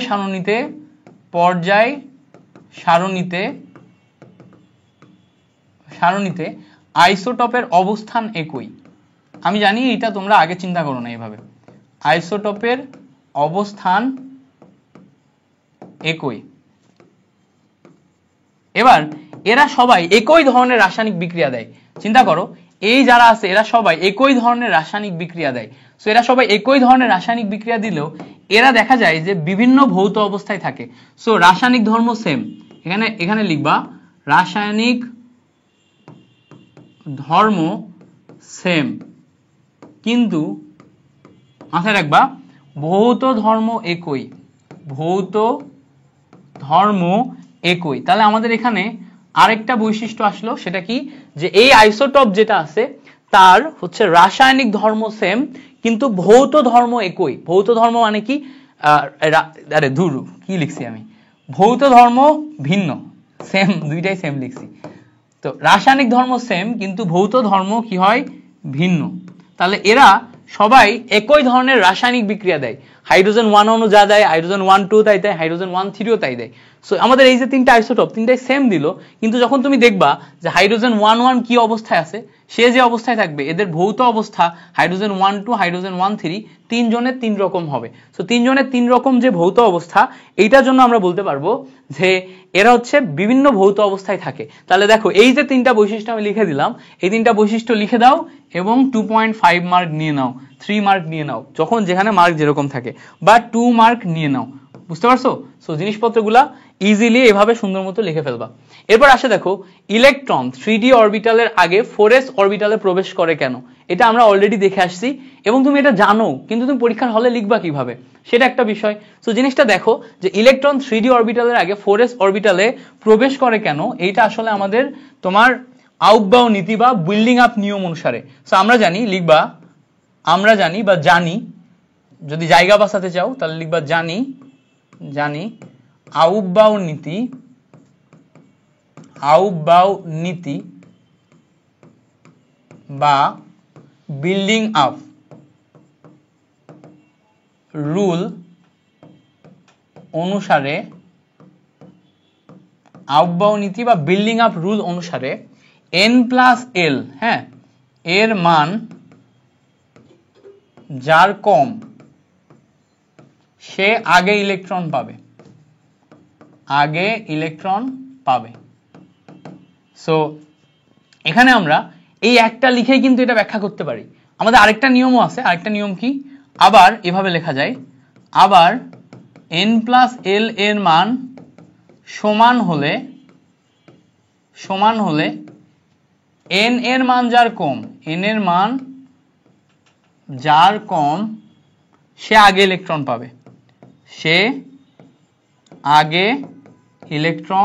পাবে। সো এই হচ্ছে আমরা নিয়ম লিখে ফেললাম। নিয়ম লেখার পর এবার দেখব যে 3d এটার ক্ষেত্রে n+l এর ভ্যালু কত। সো 3d এর ক্ষেত্রে n+l মানে হচ্ছে 3 + 2 মানে হচ্ছে 5। এবার আমরা পরে লিখব যে 4s এর ক্ষেত্রে n+l এর ভ্যালু কত, n+l তার মানে 4 + 0, সো আসে হচ্ছে 4। সো এরপরে লিখবো যেহেতু 3d অপেক্ষা 4s এর ভ্যালু কম, সো 4s এ ইলেকট্রন আগে যাবে। জাস্ট এইটুকু ব্যাখ্যা লিখবা। দেখো এটা হচ্ছে আমাদের কনটেক্সট। সো এই কনটেক্সটটা দিয়ে এইটুকু ব্যাখ্যা সুন্দর করে দিলে তুমি পেয়ে যাচ্ছ 2.5 মার্ক অ্যান্ড তোমার চান্স কনফার্ম। বুঝতে পারছো? একদম সিম্পল জিনিস, বাট ব্যাখ্যাটা সুন্দর করে লিখতে পারতে হবে, না হলে তুমি ধরা খেয়ে যাবা। ক্লিয়ার না? না হলে তুমি ধরা খেয়ে যাবা। আচ্ছা, পরের অংশে আসো। পরের অংশে বলছে হুন্ডের নিয়ম প্রয়োগ করে এই জায়গাতে প্রশ্নটা দেখো, বোঝার চেষ্টা করবো একটু। হুন্ডের নিয়ম প্রয়োগ করে নাইট্রোজেন, হাইড্রোজেন, ফ্লোরিন, অক্সিজেন পরমাণুগুলার ইলেকট্রন বিন্যাস দেখাও। এবার দেখো, তুমি বেসিক ইলেকট্রন বিন্যাস যেই নিয়মে জানো আর এখন হুন্ডের নিয়ম প্রয়োগ করে যে ইলেকট্রন বিন্যাস করবা, দুইটা কিন্তু সেম জিনিস না।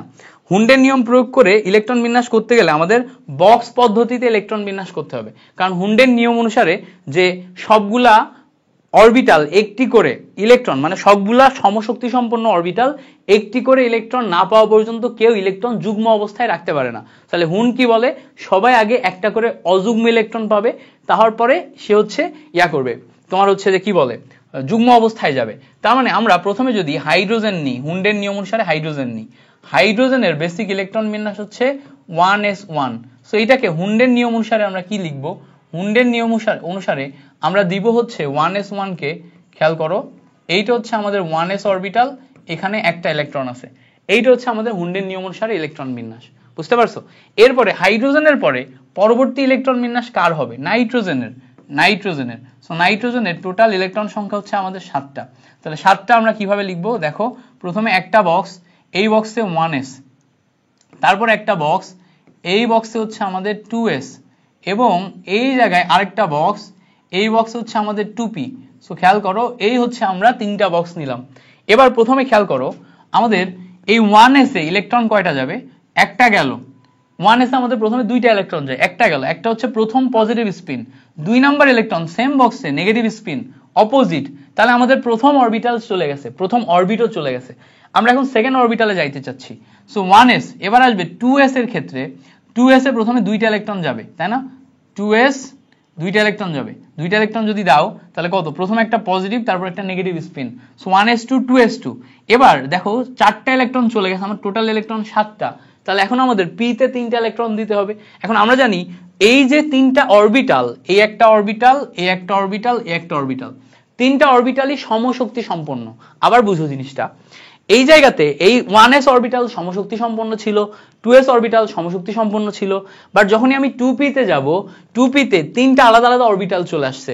সো এই 3টা অরবিটাল, এটারও যতটুকু শক্তি, এটারও ততটুকু শক্তি, এটারও ততটুকু শক্তি, সো 3টা অরবিটালই একটা একটা করে ইলেকট্রন না পাওয়া পর্যন্ত কখনোই কেউ ইলেকট্রন যুগ্ম অবস্থায় রাখতে পারবে না। তার মানে কখনো এরকম হবে না যে এখানে আমাদের 2p তে 3টা অরবিটাল আছে, আমি কি করব, এখানে 2টা দিয়ে দিব, এখানে একটা দিব, এভাবে 3টা ইলেকট্রন দিতে পারবো না, এখানে কখনোই হবে না। আমাদের কি করতে হবে, আগে সবগুলাকে সিঙ্গেল দিতে হবে, তারপরে আমরা ডাবলিং করতে পারবো। সো সবগুলাকে সিঙ্গেল দিলে দেখো এই জায়গাতে 4 আসছে, এটা হচ্ছে 5 নাম্বার ইলেকট্রন, এটা 6 নাম্বার, এটা 7 নাম্বার। তাহলে দেখো আমরা 7টা ইলেকট্রনকে 3টা ঘরে আলাদা আলাদা ভাবে দিয়ে দিছি, অর্থাৎ আমরা 7টা ফিল আপ করে ফেলছি। যদি আমাদের 8 নাম্বার ইলেকট্রন থাকতো তাহলে সেই 8 নাম্বার ইলেকট্রনকে এখন আমরা ডাবলিং করে বসাইতে পারতাম। তাহলে হুন্ডের যে বেসিক নিয়ম সেটা যদি আমরা একটু লিখে দিই, আমরা প্রথমে এরকম লিখে দিতে পারি আমাদের মার্ক ভালো পাওয়ার সুবিধার্থে, বাট এই জায়গাতে আমাদের যেহেতু 4টা দিছে, 2.5 মার্কের জন্য 4টা দিছে, আমরা 4টার জন্য ইলেকট্রন বিন্যাস করলেই মার্ক পেয়ে যাব, আমাদের আলাদা করে সংজ্ঞা লাগবে না। বাট যদি এমন হতো 2টা দিত, তাহলে তুমি সংজ্ঞাটা উপরে আলাদা করে দিয়ে দিতা, তাহলে তুমি 2.5 মার্ক ভালো করে পাইতা, কারণ 2টার জন্য 2 মার্ক, সংজ্ঞার জন্য 1 মার্ক। তো সংজ্ঞাটা কি, সংজ্ঞা বলতেছে যে সমশক্তি সম্পন্ন অরবিটালগুলা, সমশক্তি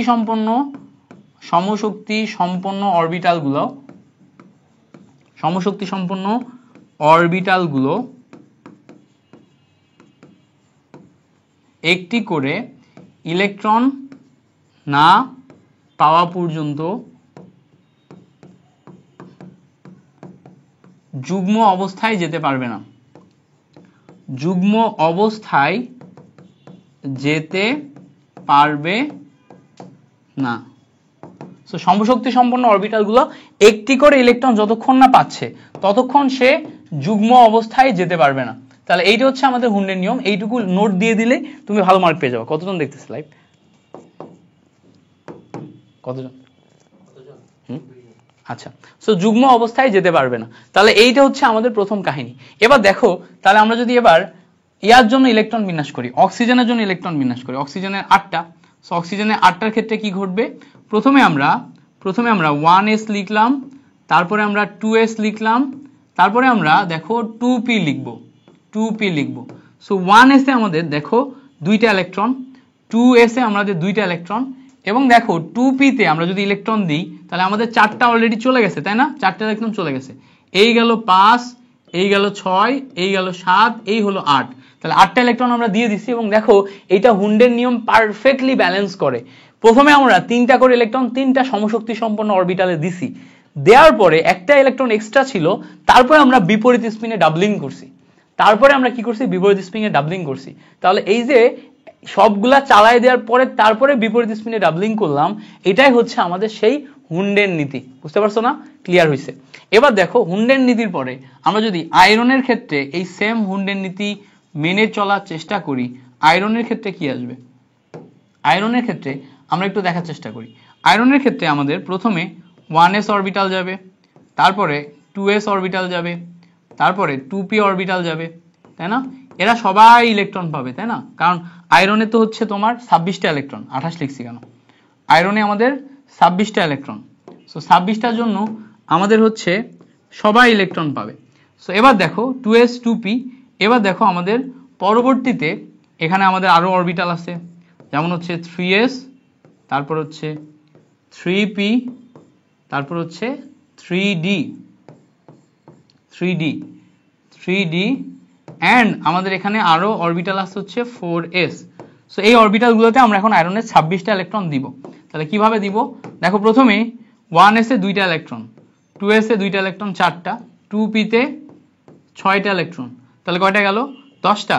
এবার দেখো 3s এ 2টা, 12টা, 3p যেটা আছে 3p তে দেখো 2 4 6, তাহলে কত গেল? 18টা। 18টা চলে যাওয়ার পর এখন আমাদের যাইতে হবে 26-এ, আয়রনের 26। তাহলে আয়রনের 26 যাইতে গেলে 18টার পর দেখো আমাদের 4s এ 2টা গেল, কত গেল? 20। এবার আমরা যখন 26 দিব তাহলে 20-এর পরে 21 22 23 24 25, এই দেখো একটা 26। হুন্ডের নিয়ম পারফেক্টলি ব্যালেন্স করে। তাহলে ইলেকট্রন বিন্যাস যদি তোমার দেখাইতে বলে, এইভাবে তুমি সুন্দর মতো স্ট্রাকচার এঁকে দেখাই দিবা। এই সবগুলা স্ট্রাকচার আঁকার জন্য 1 2 3 4 চারটার জন্য দেখা যাচ্ছে 2.5 মার্ক, কোন কোন জায়গায় 3 মার্ক দিয়ে দিবে। ঠিক আছে, 3 মার্কের কোশ্চেন দিয়ে দিবে। সো আমরা পারবো কিনা একটু আমাকে কমেন্টে জানাও, জিনিসটা বুঝছো কিনা আমাকে একটু কমেন্টে জানাও, পারবা কিনা কমেন্টে জানাও। যদি হচ্ছে কোনো জায়গায় না বুঝে থাকো আমাকে জানাইলে হবে, আমি আবার রিপিট করব। বুঝতে পারছো না? ক্লিয়ার হয়েছে কিনা বলো। ক্লিয়ার হইলে একটু ভাইয়া কমেন্টে লিখো হচ্ছে ক্লিয়ার, তোমাদের কমেন্ট দেখতে পাই না কেন। ওকে,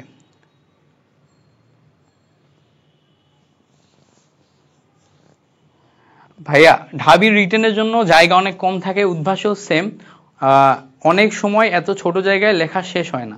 হ্যাঁ, এই যে একটা প্রবলেম, অনেক সময় এত ছোট জায়গায় লেখা শেষ হয় না, এর জন্য তোমাকে কি করতে হবে, তোমার এখানে একটা নিয়ম শিখবা, সেটা হচ্ছে তোমার স্পেস ডিস্ট্রিবিউশন। হ্যাঁ, স্পেস ডিস্ট্রিবিউশন জিনিসটা শিখতে হবে। এই জায়গাতেই দেখাই দিই স্পেস ডিস্ট্রিবিউশন। সাপোজ ধরো তোমার এতটুকু একটা বক্স দিছে লেখার জন্য, কতটুক? এতটুকু একটা বক্স দিছে লেখার জন্য। এবার তুমি প্রশ্নটা পড়ার সাথে সাথে প্ল্যানিং করবা যে এই বক্সের ভিতর তুমি কেমনে ধরাবা, তুমি কি কি লিখতে যাচ্ছ। যেমন ধরো এই যে তোমার টোটাল কোশ্চেন আমাদের বলছে যে ডি অরবিটালের জ্যামিতিক আকার প্রকাশ করো। তো ডি অরবিটালের জ্যামিতিক আকার মানে কি? ডি অরবিটাল যে অরবিটাল গুলো আছে, 5টা অরবিটাল আমাকে লিখতে হবে বা আকায় দিতে হবে। তাহলে আমার এখানে মাথায় রাখতে হবে যে ডি অরবিটালের জ্যামিতিক আকার প্রকাশ করতে গেলে আমি 5টা অরবিটাল আঁকাবো। তাহলে আমি এখানে ভাগ করে নিব, 1টা 2টা 3টা 4টা 5টা, তার মানে এইটুকুর ভিতরে একটা, এইটুকুর ভিতরে একটা, এইটুকুর ভিতরে একটা, এইটুকুর ভিতরে একটা। সো 5টার জন্য আমি 5টা অরবিটাল আঁকবো। এবার যদি অন্য প্রশ্ন থাকতো, কোনো ব্যাখ্যামূলক প্রশ্ন থাকতো যেটা আমাকে 2 জায়গায় লিখতে হবে, তখন আমি কি করতাম, এই ব্যাখ্যামূলক প্রশ্নের জন্য আমি দেখা যাচ্ছে যে কাজ করতাম কি, এই মাঝখানের এই যে স্পেসটা আছে, এই স্পেসটাকে 2 ভাগে ভাগ করে নিতাম, 2 ভাগে ভাগ করে নিতাম। এবার দিয়ে এইদিকে কিছু জিনিসপত্র লিখতাম, এদিকে কিছু জিনিসপত্র লিখতাম, এইগুলো এদিকে কিছু জিনিসপত্র লিখতাম। তো জায়গা যখন কম থাকবে তখন তোমাকে স্পেস ডিস্ট্রিবিউশন করে ভাগ করা শিখতে হবে, স্পেস ডিস্ট্রিবিউশন করে ভাগ করা শিখতে হবে। আরেকটা টেকনিক অবলম্বন করতে পারো, সেটা হচ্ছে পেন্সিল ইউজ করতে পারো। পেন্সিল ইউজ করতে পারো, পেন্সিল ইউজ করে লিখলে যদি কোথাও ভুল হয় সেটা তুমি ইরেজার দিয়ে মুছে আবার হচ্ছে ওই অংশটা সুন্দর করে নতুন করে লিখতে পারবা। কারণ খাতা তো তোমার ভর্তি পরীক্ষা হয়ে যাওয়ার মোটামুটি 10-15 দিনের ভিতরেই দেখে ফেলে, তাই না? সো ওই টাইম লাইনে যেহেতু দেখে ফেলে, তাহলে তোমার খুব বেশি প্রবলেম হয় না পেন্সিল দিয়ে লিখলে। পেন্সিল দিয়ে লিখলে একদম ফুল মার্কই তুমি পাবা, এমন না যে পেন্সিলের জন্য মার্ক কাটা যাবে। এবার ধরো তুমি কলম দিয়ে লিখে এখানে একটা ওয়ার্ডও ভুল লিখছো, ওই ওয়ার্ডটা ভুল লেখার কারণে তোমার কিন্তু স্পেস শর্ট হয়ে যায়। সো এই ক্ষেত্রে একটা ট্রিক হচ্ছে পেন্সিল দিয়ে স্পেস ডিস্ট্রিবিউট করে লেখা।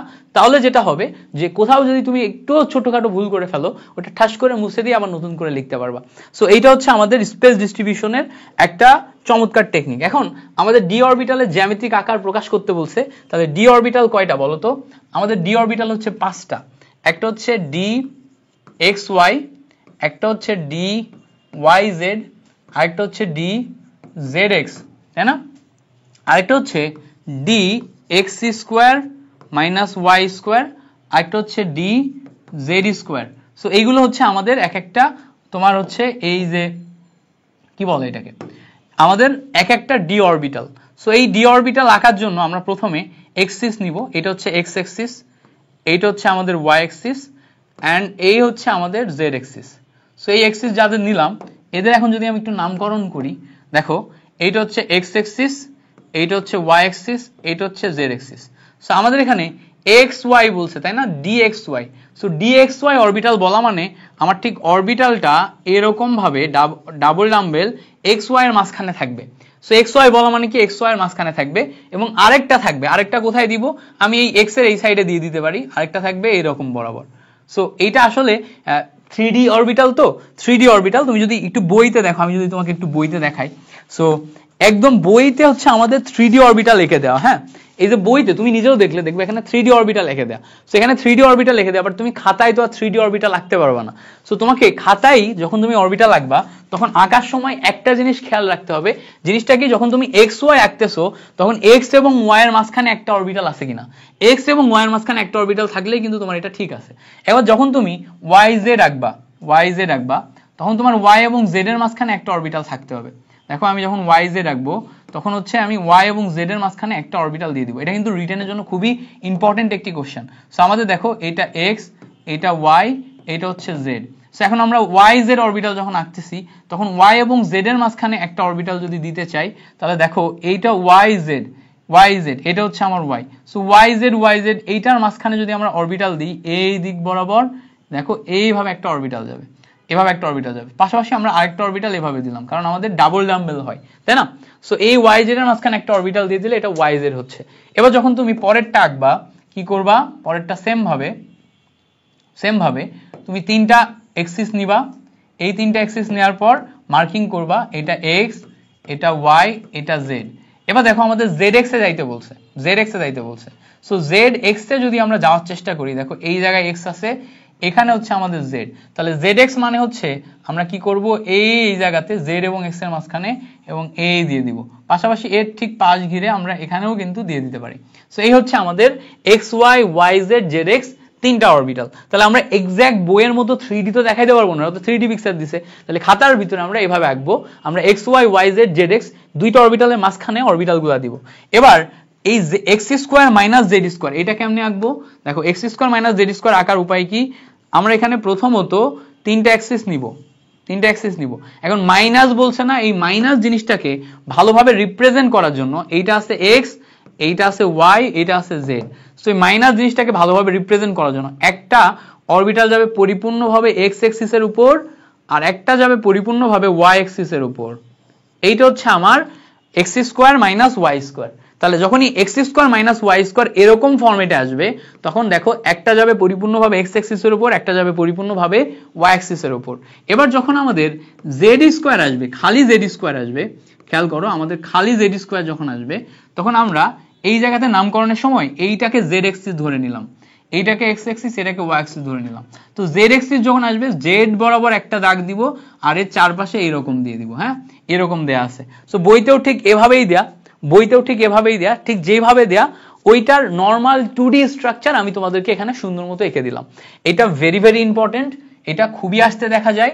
সো এই যে কোশ্চেনটা এটা ভালো করে প্র্যাকটিস করবা, বই দেখে ভালো করে প্র্যাকটিস করবা। সো আমার সাথে কথা দাও যে এই কোশ্চেনটা ভালো করে শিখবা, এই কোশ্চেনটা ভালো করে শেখার গুরুত্ব অনেক বেশি।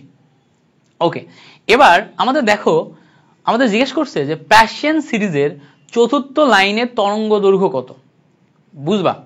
প্যাশন সিরিজের চতুর্থ লাইনের তরঙ্গ দৈর্ঘ্য কত। এবার আসি আমরা হচ্ছে তোমার বর্ণালীর ভিতর থেকে কিছু কোশ্চেন আসে এবং এগুলো বেশ হার্ড হয়।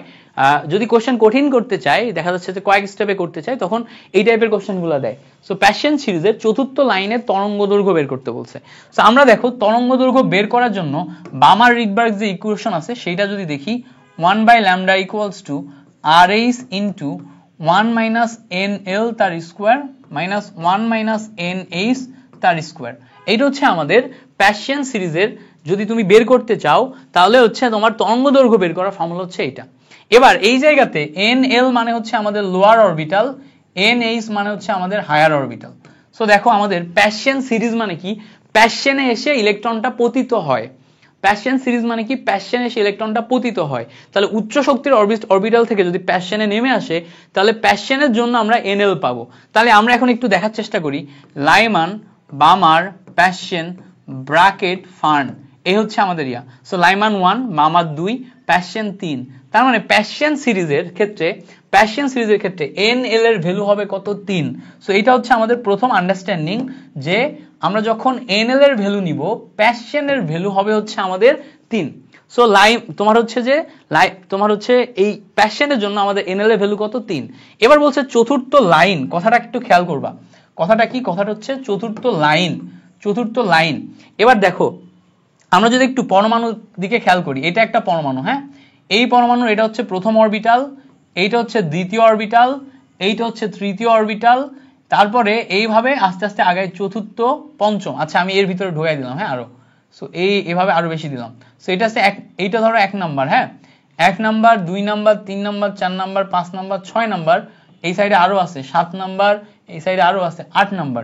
তো এবার আমি একটু কাউন্ট করে দিই, হ্যাঁ, কাউন্ট করে দিই, এটা 1, এটা 2, এটা 3, এটা 4, এটা 5, এটা 6, এটা 7, এটা 8।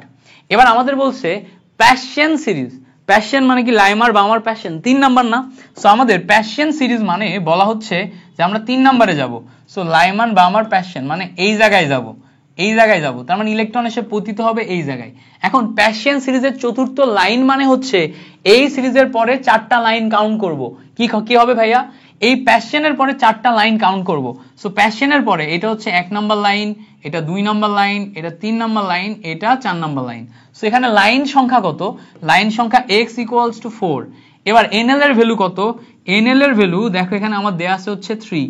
সো খেয়াল করে দেখো এই 3 এর সাথে এই 4 যোগ করলে এই 7 পাওয়া যায় না। এই 7টা কি বলতো, এই 7টা হাইয়েস্ট অরবিটাল। তার মানে এখান থেকে আমি একটা আন্ডারস্ট্যান্ডিং থেকেই বেসিক ফর্মুলা পাচ্ছি।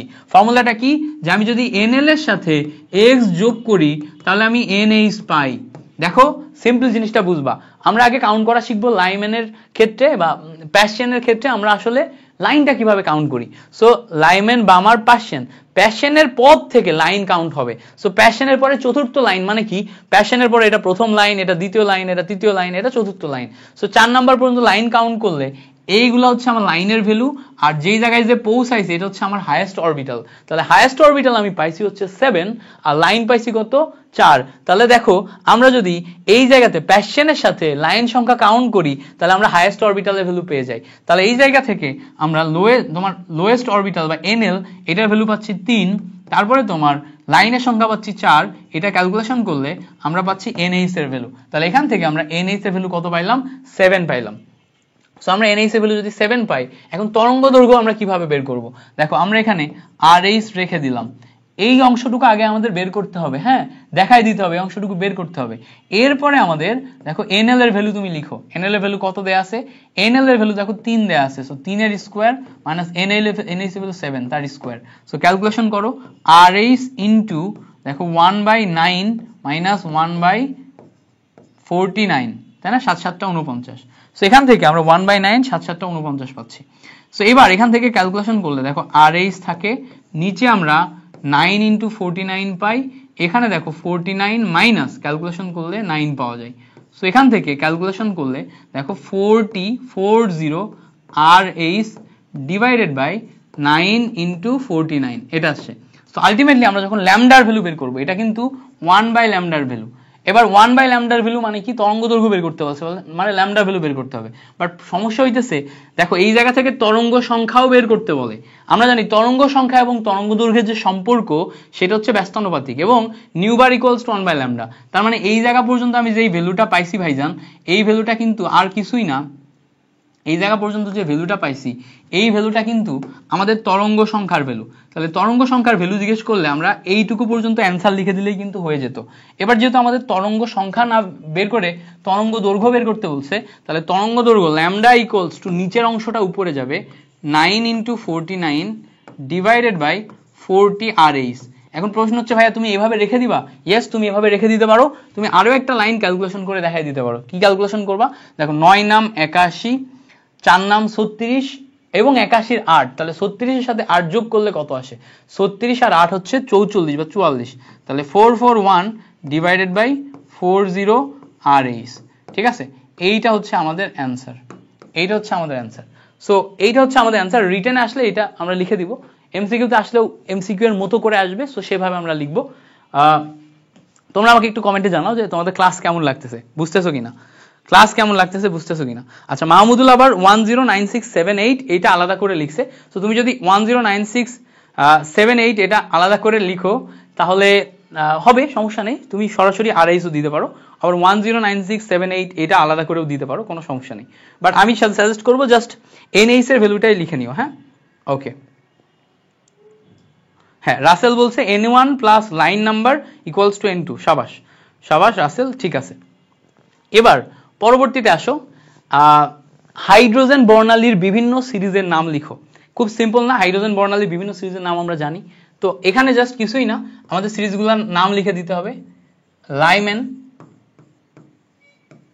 তারপরে হচ্ছে 2 নাম্বার বামার, তারপর 3 নাম্বার হচ্ছে প্যাশন,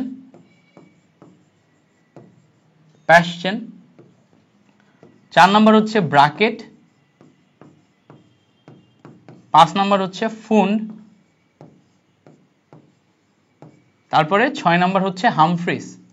সো 3 নাম্বারে যদি কোশ্চেন দেয়, 3 মার্কে যদি কোশ্চেন দেয়, 6টায় লিখতে হবে, প্রতি 2টা লেখার জন্য 1 মার্ক পাবা। ঠিক আছে, so Lyman, Balmer, Paschen, Brackett, Pfund, Humphreys, এগুলো হচ্ছে আমরা এখান থেকে লিখে দিব। পারবো না? এগুলো হচ্ছে আমরা এখান থেকে কি করব, লিখে দিব। সো দ্যাটস ইট, এগুলো লিখে দিলে আমাদের এখান থেকে জিনিসপত্রগুলা ক্লিয়ার। এবার দেখো আমরা পরবর্তীতে যাচ্ছি, শিখা পরীক্ষায় গাঢ় HCl ব্যবহার করা হয় কেন? ভেরি ভেরি ইম্পর্টেন্ট একটি কোশ্চেন, ভেরি ভেরি ইম্পর্টেন্ট একটি কোশ্চেন। সো এই কোশ্চেনটা আমাদেরকে ভালো করে শিখতে হবে। শিখা পরীক্ষায় গাঢ় HCl ব্যবহার করা হয় কেন? আমার এখানে লোড নিতেছে না, ফোনে মাঝে মাঝে এরকম হয়, বুঝছো, বের হয়ে গেলে, লাইভ থেকে বের হয়ে গেলে আর হচ্ছে মাঝে মাঝে লোড নেয় না। তো লাইমান, বামার, প্যাশন, ব্রাকেট, ফান্ড, ওকে ওকে ভাইয়া ক্লাস কন্টিনিউ করেন। হ্যাঁ, ক্লাস তো কন্টিনিউ করবোই, এবং শুধুমাত্র ক্লাস কন্টিনিউ করবো না, তোমাদের রিটেনে যা যা লাগবে সব কভার করিয়ে দেবো ইনশাল্লাহ। ভাইয়ের উপর ভরসা রাখো, তোমাদের রিটেনে যা যা লাগবে ইনশাল্লাহ কভার করিয়ে দেবো। তোমরা সে 10 জন করো, 15 জন করো, 20 জন করো, 100 জন করো, 500 জন করো, 1000 করো, ক্লাস যতজনই করো ইনশাল্লাহ এই গ্রুপে এখন থেকে আমি নিয়মিত ক্লাস নিব। মেডিকেল ভর্তি পরীক্ষার আগে একটু মানুষজন কম হবে, কারণ মেডিকেলে অনেকেই ভর্তি পরীক্ষা দিবে, তারা মেডিকেলের জন্য প্রিপারেশন নিচ্ছে। বাট মেডিকেল ভর্তি পরীক্ষার পরে আমরা দেখবা যে ক্লাসটা যখন কন্টিনিউ করতে থাকবো, তখন দেখবা মানুষের অভাব হবে না, এবং রিটেন এমসিকিউ এই দুইটার হ্যাক্সের জন্য সবাই দেখবা চলে আসবে। হ্যাঁ, সো ইনশাল্লাহ আমরা ক্লাসটা কন্টিনিউ করতে থাকি, ততক্ষণ সবাই আসুক, আমাদের রুটিন অনুযায়ী ক্লাস হবে। এবার আসো, শিখা পরীক্ষায় গাঢ় HCl ব্যবহার করা হয় কেন? সো শিখা পরীক্ষায় আমরা যেই লবণগুলা ব্যবহার করি, বা আমরা যেই ধাতব লবণগুলা ব্যবহার করি, সেই ধাতব লবণগুলা অনুদ্দায়ী বা অনেক ক্ষেত্রে কম উদ্দায়ী। তাহলে আমরা শিখা পরীক্ষায় গাঢ় HCl ব্যবহার করা হয় কেন, এটার আগে ব্যাখ্যাটা বুঝি, তারপরে হচ্ছে ইয়া করব। তো ধরো, তারপর হচ্ছে ব্যাখ্যাটা লিখবো। ধরো তোমার কাছে একটা প্লেট আছে, হ্যাঁ, এটা একটা প্লেট, এই প্লেটের উপর লবণ আছে, এই জায়গায় লবণ আছে, কি আছে, লবণ। সো তোমাকে পরীক্ষাগারে বললাম এই লবণগুলাকে শিখা পরীক্ষার মাধ্যমে চেক করো কে কোন লবণ। তো শিখা পরীক্ষায় কালার দেখে আমাদের চিহ্নিত করতে হবে কে কোন লবণ।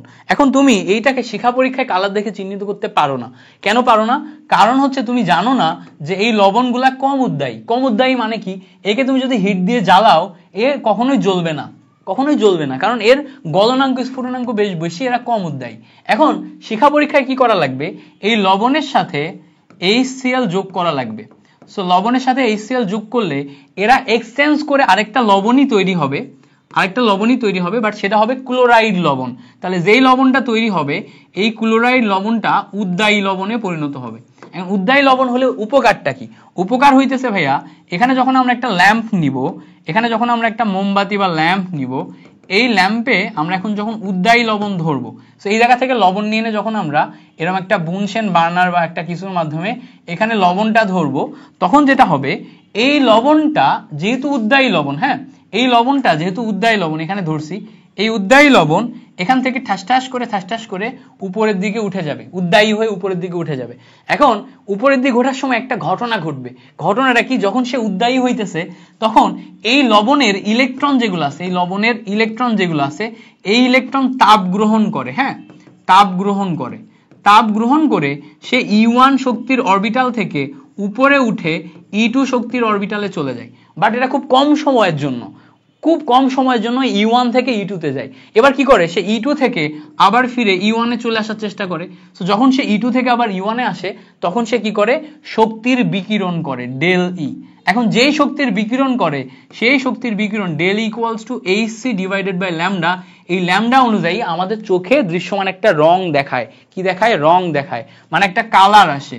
সো যেই কালারটা আসে সেই কালারটা দেখে আমরা শনাক্তকরণ করতে পারি যে এইটা আসলে একটা এই লবণ, এটা সোডিয়াম লবণ, এটা পটাশিয়াম লবণ, এটা ক্যালসিয়াম লবণ, এটা কপার লবণ বা কি ধরনের লবণ সেটা আমরা শনাক্তকরণ করতে পারি। তাহলে এইটা হচ্ছে আমাদের ফিনোমেনা। ফিনোমেনাটা কি আরেকবার যদি বলি, আমরা এখানে একটা পাত্র নিব, সেই পাত্রের উপর আমাদের কিছু লবণ দিছে পরীক্ষাগারে এবং বলছে এই লবণটা শনাক্তকরণ করে দাও। সো যখন তুমি এই লবণটা শনাক্তকরণ করবা তখন কিভাবে করবা, এই লবণটা একটা অনুদ্দায়ী বা কম উদ্দায়ী লবণ। সো অনুদ্দায়ী বা কম উদ্দায়ী লবণ নিয়ে যখন তুমি হিট দিবা তখন সে উদ্দায়ী হবে না বা উঠে যাবে না বা হিট গ্রহণ করে ইলেকট্রন উচ্চ স্তরে যাবে না। সো এটাকে উদ্দায়ী বানানোর জন্য আমরা HCl দিব। HCl দিলে আবারও সে একটা লবণেই পরিণত হবে, বাট সেটা ক্লোরাইড লবণ তৈরি হবে। ক্লোরাইড লবণটা উদ্দায়ী লবণ। এবার এই ক্লোরাইড লবণকে আমরা যদি এই শিখার উপরে, বুনসেন বার্নার শিখার উপরে আমরা ধরি, তাহলে এই শিখা এই লবণটাকে হিট দিয়ে উদ্দায়ী বানায় ফেলবে, মানে উপরে বাষ্পে রূপান্তর করবে। যখন বাষ্পে রূপান্তর করবে তখন এর ভিতরে যে ইলেকট্রনগুলো আছে সেই ইলেকট্রন E1 স্তর থেকে E2 স্তরে যাবে। কিভাবে, তাপ গ্রহণ করে। তাপ গ্রহণ করে E1 স্তর থেকে E2 স্তরে যাবে। সো E2 স্তরে যখন চলে গেছে তখন E2 স্তর থেকে, সেটা তো অস্থায়ী অবস্থা, সে আবার আগের স্তরে ফিরে আসবে। সো আগের স্তরে যখন ফিরে আসবে তখন সে এখানে একটা শক্তির বিকিরণ করবে। সো শক্তির বিকিরণ যদি করে, এই বিকিরিত শক্তিকে আমরা del equals to hc divided by lambda, এইটা আকারে কালার দেখতে পাবো। এইটা আকারে কি পাবো, কালার দেখতে পাবো। যেই কালারটা দেখতে পাবো এটা দিয়ে আমরা শনাক্তকরণ করতে পারবো যে আমাদের লবণটা আসলে কি লবণ ছিল। সো এইভাবে আমরা হচ্ছে আইডেন্টিফাই করতে পারি যে আসলে এই অংশটা কি লবণ। আচ্ছা, তাহলে এটা আমরা লিখবো কিভাবে, লেখার সময় আমরা একটু লিখবো যে তোমার শিখা পরীক্ষায় ব্যবহৃত লবণগুলা লিখবে এরকম, শিখা পরীক্ষায়, হ্যাঁ আমি সুন্দর করে লিখে দিচ্ছি, এভাবে তুমিও লিখবা, শিখা পরীক্ষায় ব্যবহৃত লবণগুলো অনুদ্দায়ী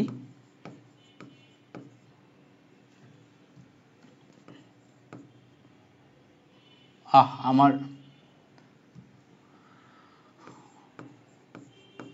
অনুদ্দায়ী বা কম উদ্দায়ী। HCl যোগ করলে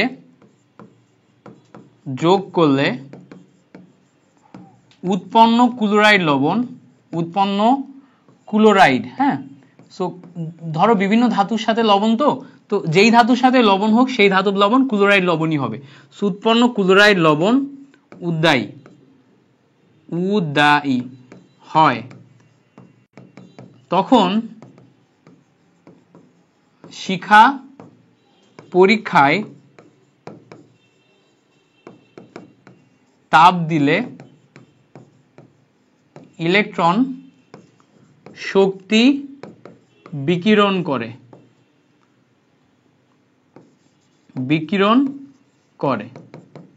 এই জন্য তোমার HCl ব্যবহার করা হয়, সো এইটুকু দেখো, এটা ছিল পুরা ফিনোমেনা। এটা বোঝার পরে তারপর এখান থেকে বাছাই করে তুমি এইটুকু লিখবা, হ্যাঁ এটা বোঝার পরে এখান থেকে বাছাই করে এইটুকু লিখবা। সো এই ফিনোমেনা এইটা, বাট বাছাই করে এইটুকু লিখতে পারলে তুমি মার্ক পাবা, বুঝতে পারছো? এইটুকু তোমার জিস্ট অংশ আর এইটুকু তোমার বেসিক। সো বেসিক তো তুমি জানো, বেসিক ব্যবহার করে জিস্ট অংশটা লিখবা। দেখো আমি দ্রুত লিখতেছি তো তোমাদের যাতে টাইম নষ্ট না হয় এজন্য একটু দ্রুত লিখতেছি। সো দ্রুত লেখার কারণে আমার হাতের লেখা খারাপ হচ্ছে হয়তো, বাট আমার হাতের লেখা এত খারাপও না, বুঝছো? আমার হাতের লেখা অনেক সুন্দর, আমি একটু দ্রুত লেখার কারণে একটু খারাপ হচ্ছে, এটা একটু ক্ষমা সুন্দর দৃষ্টিতে দেখো, হ্যাঁ। সো এরপরে আসো, নেসলার দ্রবণ কি? নেসলার দ্রবণ কি? সো নেসলার দ্রবণের বেসিক সংকেত, এটা কিন্তু খুব সংক্ষেপে লেখা যায়, K2HgI4, এই দ্রবণকে আমরা নেসলার দ্রবণ বলি। সো দেখো পটাশিয়াম এভাবে লিখবা, আমি দেখো আমার এটার নামটা না মনে থাকে না, হ্যাঁ, সো এটার নামটা আমার মনে থাকে না, এই জন্য আমি কি করি, আমি একটু টেকনিক ইউজ করি, হ্যাঁ, এইটার টেকনিক ইউজ করি কি, আমি এইটার নামটা যেহেতু মনে থাকে না, এই জন্য আমি লিখি যে গাঢ় সোডিয়াম হাইড্রোক্সাইড বা পটাশিয়াম হাইড্রোক্সাইড এর ভিতর K2HgI4 দ্রবণকে নেসলার দ্রবণ বলে, দ্রবণকে নেসলার দ্রবণ বলে। That's it. সো গাঢ় পটাশিয়াম সোডিয়াম হাইড্রোক্সাইডের ভিতর K2HgI4 এই দ্রবণকে বলে হচ্ছে নেসলার দ্রবণ। হ্যাঁ, এডুকেটিভ লিখছে হচ্ছে পটাশিয়াম টেট্রা আয়োডাইড মার্কিউরেট, একদম perfect, potassium tetra iodide mercurate, thank you so much.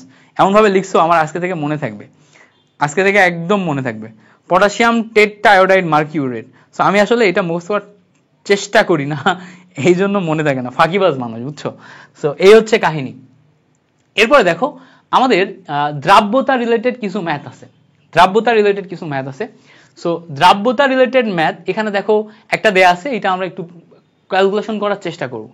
প্রথমে বলছে দেখো এই ম্যাথটা যদি বোঝার চেষ্টা করি, এই টাইপের ম্যাথ দিয়ে দিবে, মানে সচরাচর যেই টাইপের ব্যাখ্যামূলক প্রশ্ন আমি তোমাদের করাইলাম, আমি কোশ্চেন অ্যানালাইসিস করে এবং রিটেনের বইগুলা করে দেখছি, ম্যাক্সিমাম এই টাইপের কোশ্চেনই বেশি আসে ব্যাখ্যামূলক। এছাড়া তোমার কেএসপি কেআইপি রিলেটেড ম্যাথ আসবে, দ্রাব্যতা রিলেটেড ম্যাথও আসবে, বিশেষ করে কেএসপি কেআইপি আসবে। সো কেএসপি কেআইপি আমি দেখাই দিব, ট্রিক্স এন্ড হ্যাকস দেখাই দিব। সো দ্রাব্যতা রিলেটেড ম্যাথ নিয়ে যদি আমি তোমাদের একটু কথা বলি, তাহলে এখানে দ্রাব্যতা রিলেটেড ম্যাথ আসলে কি আসে, এই যে বেসিক এই টাইপের বেসিক দ্রাব্যতার ম্যাথ আসে। সো দ্রাব্যতার বেসিক সংজ্ঞা কি আমরা যদি একটু দেখি, দ্রাব্যতার বেসিক সংজ্ঞা হচ্ছে, দেখো আমরা দ্রাব্যতার ক্ষেত্রে জানি হচ্ছে দ্রব প্লাস দ্রাবক মিলে হচ্ছে দ্রবণ, তাই না? এখন দ্রাব্যতার ক্ষেত্রে বেসিক্যালি আমরা এই দুইটাকে ব্যবহার করে সংজ্ঞা দিই। তো ব্যাপার হচ্ছে এরকম, 100 গ্রাম দ্রাবকে মানে দ্রাবক মানে তরল বা যার ভিতরে দ্রবীভূত হয়, 100 গ্রাম দ্রাবকে যত তোমার হচ্ছে পরিমাণ দ্রব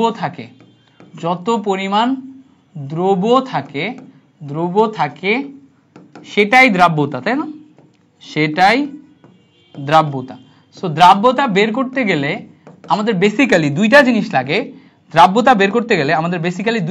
লাগে, একটা হচ্ছে দ্রাবক লাগে, আরেকটা হচ্ছে দ্রব লাগে। অর্থাৎ দ্রবণ দিয়ে কিন্তু আমরা দ্রাব্যতা বের করতে পারি না, তাহলে এই জায়গাতে আমাদের যদি দ্রাব্যতা বের করতে হয় তাহলে আমাদের কি কি লাগবে দেখো তো।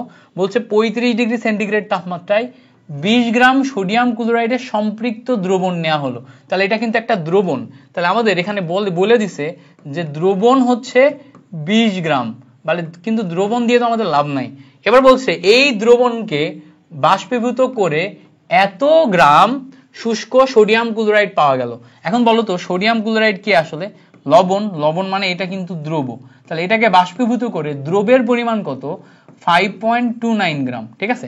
সো এটাকে আমি একদম ওভারঅল ক্যালকুলেশন সুন্দর মতো করার জন্য আমরা এটাকে ধরে নিলাম 5 গ্রাম। হ্যাঁ, সো এটাকে 5 গ্রাম ধরে নিলাম, ঠিক আছে। ম্যাথটা হুদাই কঠিন করার জন্য দিছে এরকম, তো 5 গ্রাম ধরে নিলাম। এবার বলছে তাহলে দ্রবের পরিমাণ এত হচ্ছে। এবার বলছে 35 ডিগ্রি সেন্টিগ্রেড তাপমাত্রায় সোডিয়াম ক্লোরাইডের দ্রাব্যতা কত, তাহলে দ্রাব্যতা কত জিজ্ঞেস করছে। এবার চিন্তা করো আমাদের এখানে দ্রব দেয়া আছে, দ্রবণ দেয়া আছে, তাহলে আমরা এখান থেকে দ্রাবকের ভ্যালু যদি বের করতে চাই, দ্রাবক ইকুয়ালস টু দ্রবণ মাইনাস দ্রবণা, ওই সাইডের ফর্মুলাটা থেকে আমরা পাচ্ছি। সো দ্রবণের ভ্যালু দেখো 20 দেয়া আছে আর দ্রব হচ্ছে 5, তাহলে দ্রাবক পাচ্ছি কত? 15, তাই না? তাহলে এখানে এবার এখন চিন্তা করো যে 15 গ্রাম দ্রাবকে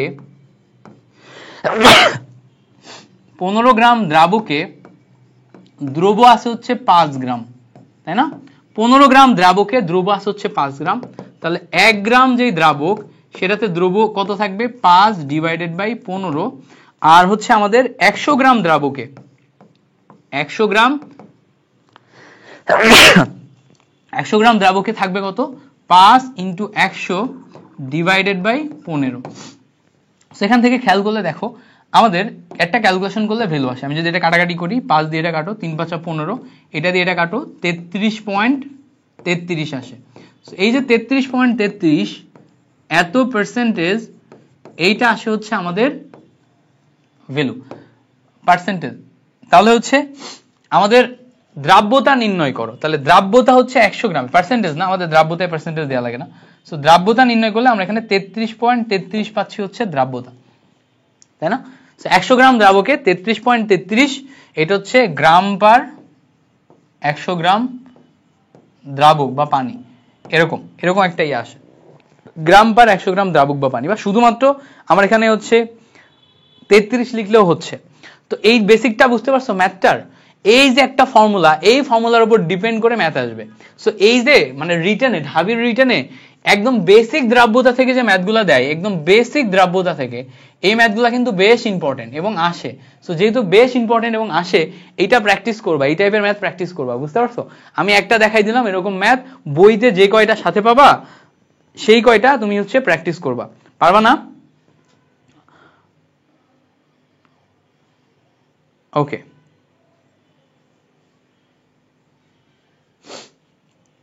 সো আশা করি এটা তুমি ক্লিয়ারলি বুঝতে পারছো। এবার আসো, আমাদের এখানে আরেকটা প্রশ্ন দিছে, বাট এটা একটু কঠিন করার জন্য কিছু আরেকটু ভ্যালু দিয়ে রাখছে। সো সেম এই টাইপের ম্যাথই যদি তোমাকে বলে, মানে একটু কঠিন করার চেষ্টা করে, তখন এইগুলা দিবে। যেমন বলছে 35 ডিগ্রি সেন্টিগ্রেড তাপমাত্রায় 1.25 আপেক্ষিক গুরুত্বের 50 ml দ্রবণকে বা দ্রবণের কোন দ্রবের এত গ্রাম দ্রবীভূত অবস্থায় আছে। সো দেখো, দ্রবের এত গ্রাম দ্রবীভূত অবস্থায় আছে। এবার এখানে আপেক্ষিক গুরুত্ব দিছে এবং সে আপেক্ষিক গুরুত্বে দ্রবণ দিছে। তাহলে খেয়াল করো, আমাদের দ্রবণের আয়তন দেয়া আছে, হচ্ছে 50 ml, এবং আপেক্ষিক গুরুত্ব রো, এইটা দেয়া আছে কত, 1.25। তাহলে এখন আমরা এখান থেকে দ্রবণের ভর বের করতে পারবো না? দ্রবণের ভর বের করতে পারবো। দ্রবণের ভর, দেখো দ্রবণের ভর কি আসবে বলতো? দ্রবণের ভর m ইকুয়ালস টু, আমরা জানি হচ্ছে rho into V. So rho কত, 1.25, রো হচ্ছে আপেক্ষিক গুরুত্ব, ভি হচ্ছে আয়তন 50, দুইটাকে গুণ করলে আমরা এখান থেকে কি পাবো? আমরা এখান থেকে তোমার হচ্ছে দ্রবণের ভর পাবো।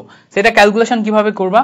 দেখো এই পয়েন্টটাকে তুলে দাও, পয়েন্টটাকে তুলে দিলে 125 ডিভাইডেড পয়েন্ট বাই পয়েন্টের জন্য 1, পরে দুইটা ঘর, এজন্য দুইটা শূন্য, ইন্টু 50। তো দেখো এটার সাথে এটা কাটাকাটি করলে 2 আসে, 125কে 2 দিয়ে ভাগ করলে দেখো 66.5 গ্রাম আসে, তাই না? 66.5 গ্রাম আসে। তো এই যে 66.5 গ্রাম, এটা হচ্ছে আমাদের দ্রবণের ভর। কই থেকে পাইলাম? এই লাইনটা থেকে পাইলাম। এই লাইনটা থেকে কেন পাইলাম? দ্রবণের আয়তন দেয়া আছে এবং তার সাথে আমাদের আপেক্ষিক গুরুত্ব দেয়া আছে। সো এই দুইটা আসলে হিন্টস, যে m equals to rho V ফর্মুলায় যেতে হবে। সো এখন m equals to rho V ফর্মুলায় আমরা দ্রবণের ভর পেয়ে গেছি, তাই না? দ্রবণের ভর 66.5 গ্রাম। এবার দেখো দ্রবের ভর দেয়া আছে, দ্রব কতটুকু দেয়া আছে দেখো, 12.5 গ্রাম। এখন বলো তো, দ্রব দেয়া আছে, দ্রবণ পেয়ে গেছি, এখন আমরা দ্রাবক পেয়ে যাবো না?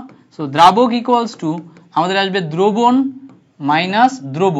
সো দ্রবণ হচ্ছে 66.5, তার থেকে 12.5 বাদ দাও, তাহলে এখান থেকে আমরা কত পাচ্ছি বলো তো? এটার সাথে এটা বাদ দিলে 0, এই 12 থেকে 6 বাদ দিলে 4, এখান থেকে এটা বাদ দিলে 5। সেখান থেকে আমরা কত পাচ্ছি? 54 গ্রাম পাচ্ছি, তাই তো?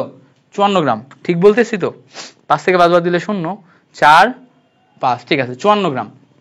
এবার দেখো আমাদের এই তাপমাত্রায় দ্রাব্যতা বের করতে বলছে। সো দ্রাব্যতা বের করতে বললে তাহলে 54 গ্রাম দ্রাবকে দ্রব আছে 12.5, তাহলে 1 গ্রাম দ্রাবকে কতটুকু?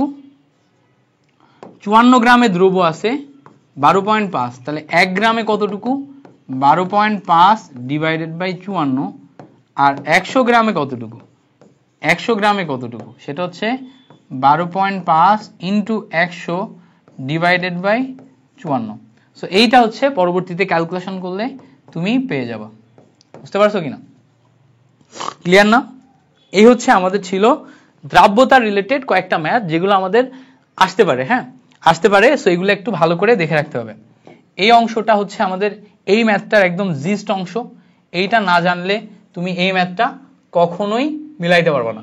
সো এই অংশটা আগে জানতে হবে, জানার পরে এই অংশটা ব্যবহার করে আমরা আগে যে বেসিক দেখছি সেই বেসিকের মাধ্যমে আমরা এই ম্যাথটা সলভ করে ফেলতে পারবো।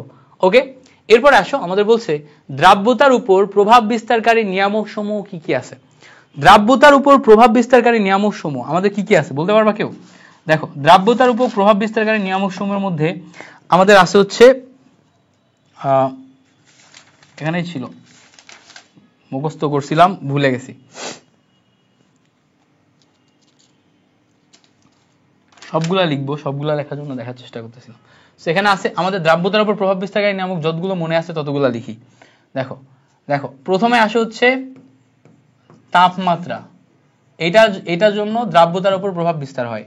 তারপর হচ্ছে চাপ, তারপর হচ্ছে 3 নাম্বার দ্রবের প্রকৃতি, তাই না? দ্রবের প্রকৃতি, এটার উপরে দ্রাব্যতা নির্ভরশীল। তারপর হচ্ছে 4 নম্বর হচ্ছে দ্রাবকের প্রকৃতি, দ্রবের প্রকৃতি, দ্রাবকের প্রকৃতি।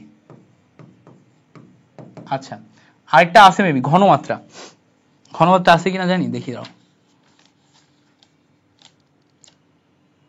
আচ্ছা, দ্রাবকের প্রকৃতি, দ্রবের প্রকৃতি, তাপ, চাপ, আর একটা ঘনমাত্রা না, আরেকটা হচ্ছে সমআয়ন প্রভাব,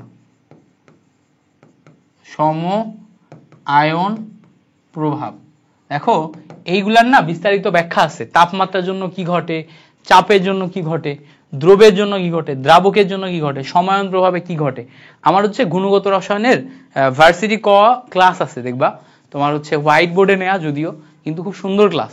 তোমার হচ্ছে আমার ভার্সিটি ক রসায়ন অ্যাডমিশন লেকচার লিখে সার্চ দিবা, অথবা আমার চ্যানেলে যে ইউটিউবে প্লেলিস্ট দেখবা ওখানে দেয়া আছে। হ্যাঁ, সো ওই প্লেলিস্টে তুমি যদি একটু ক্যালকুলেশনগুলো দেখো, ওই প্লেলিস্টে যদি একটু বোঝার চেষ্টা করো, দেখবা ওখানে আমাদের এই রিলেটেড সব ব্যাখ্যা দেয়া আছে।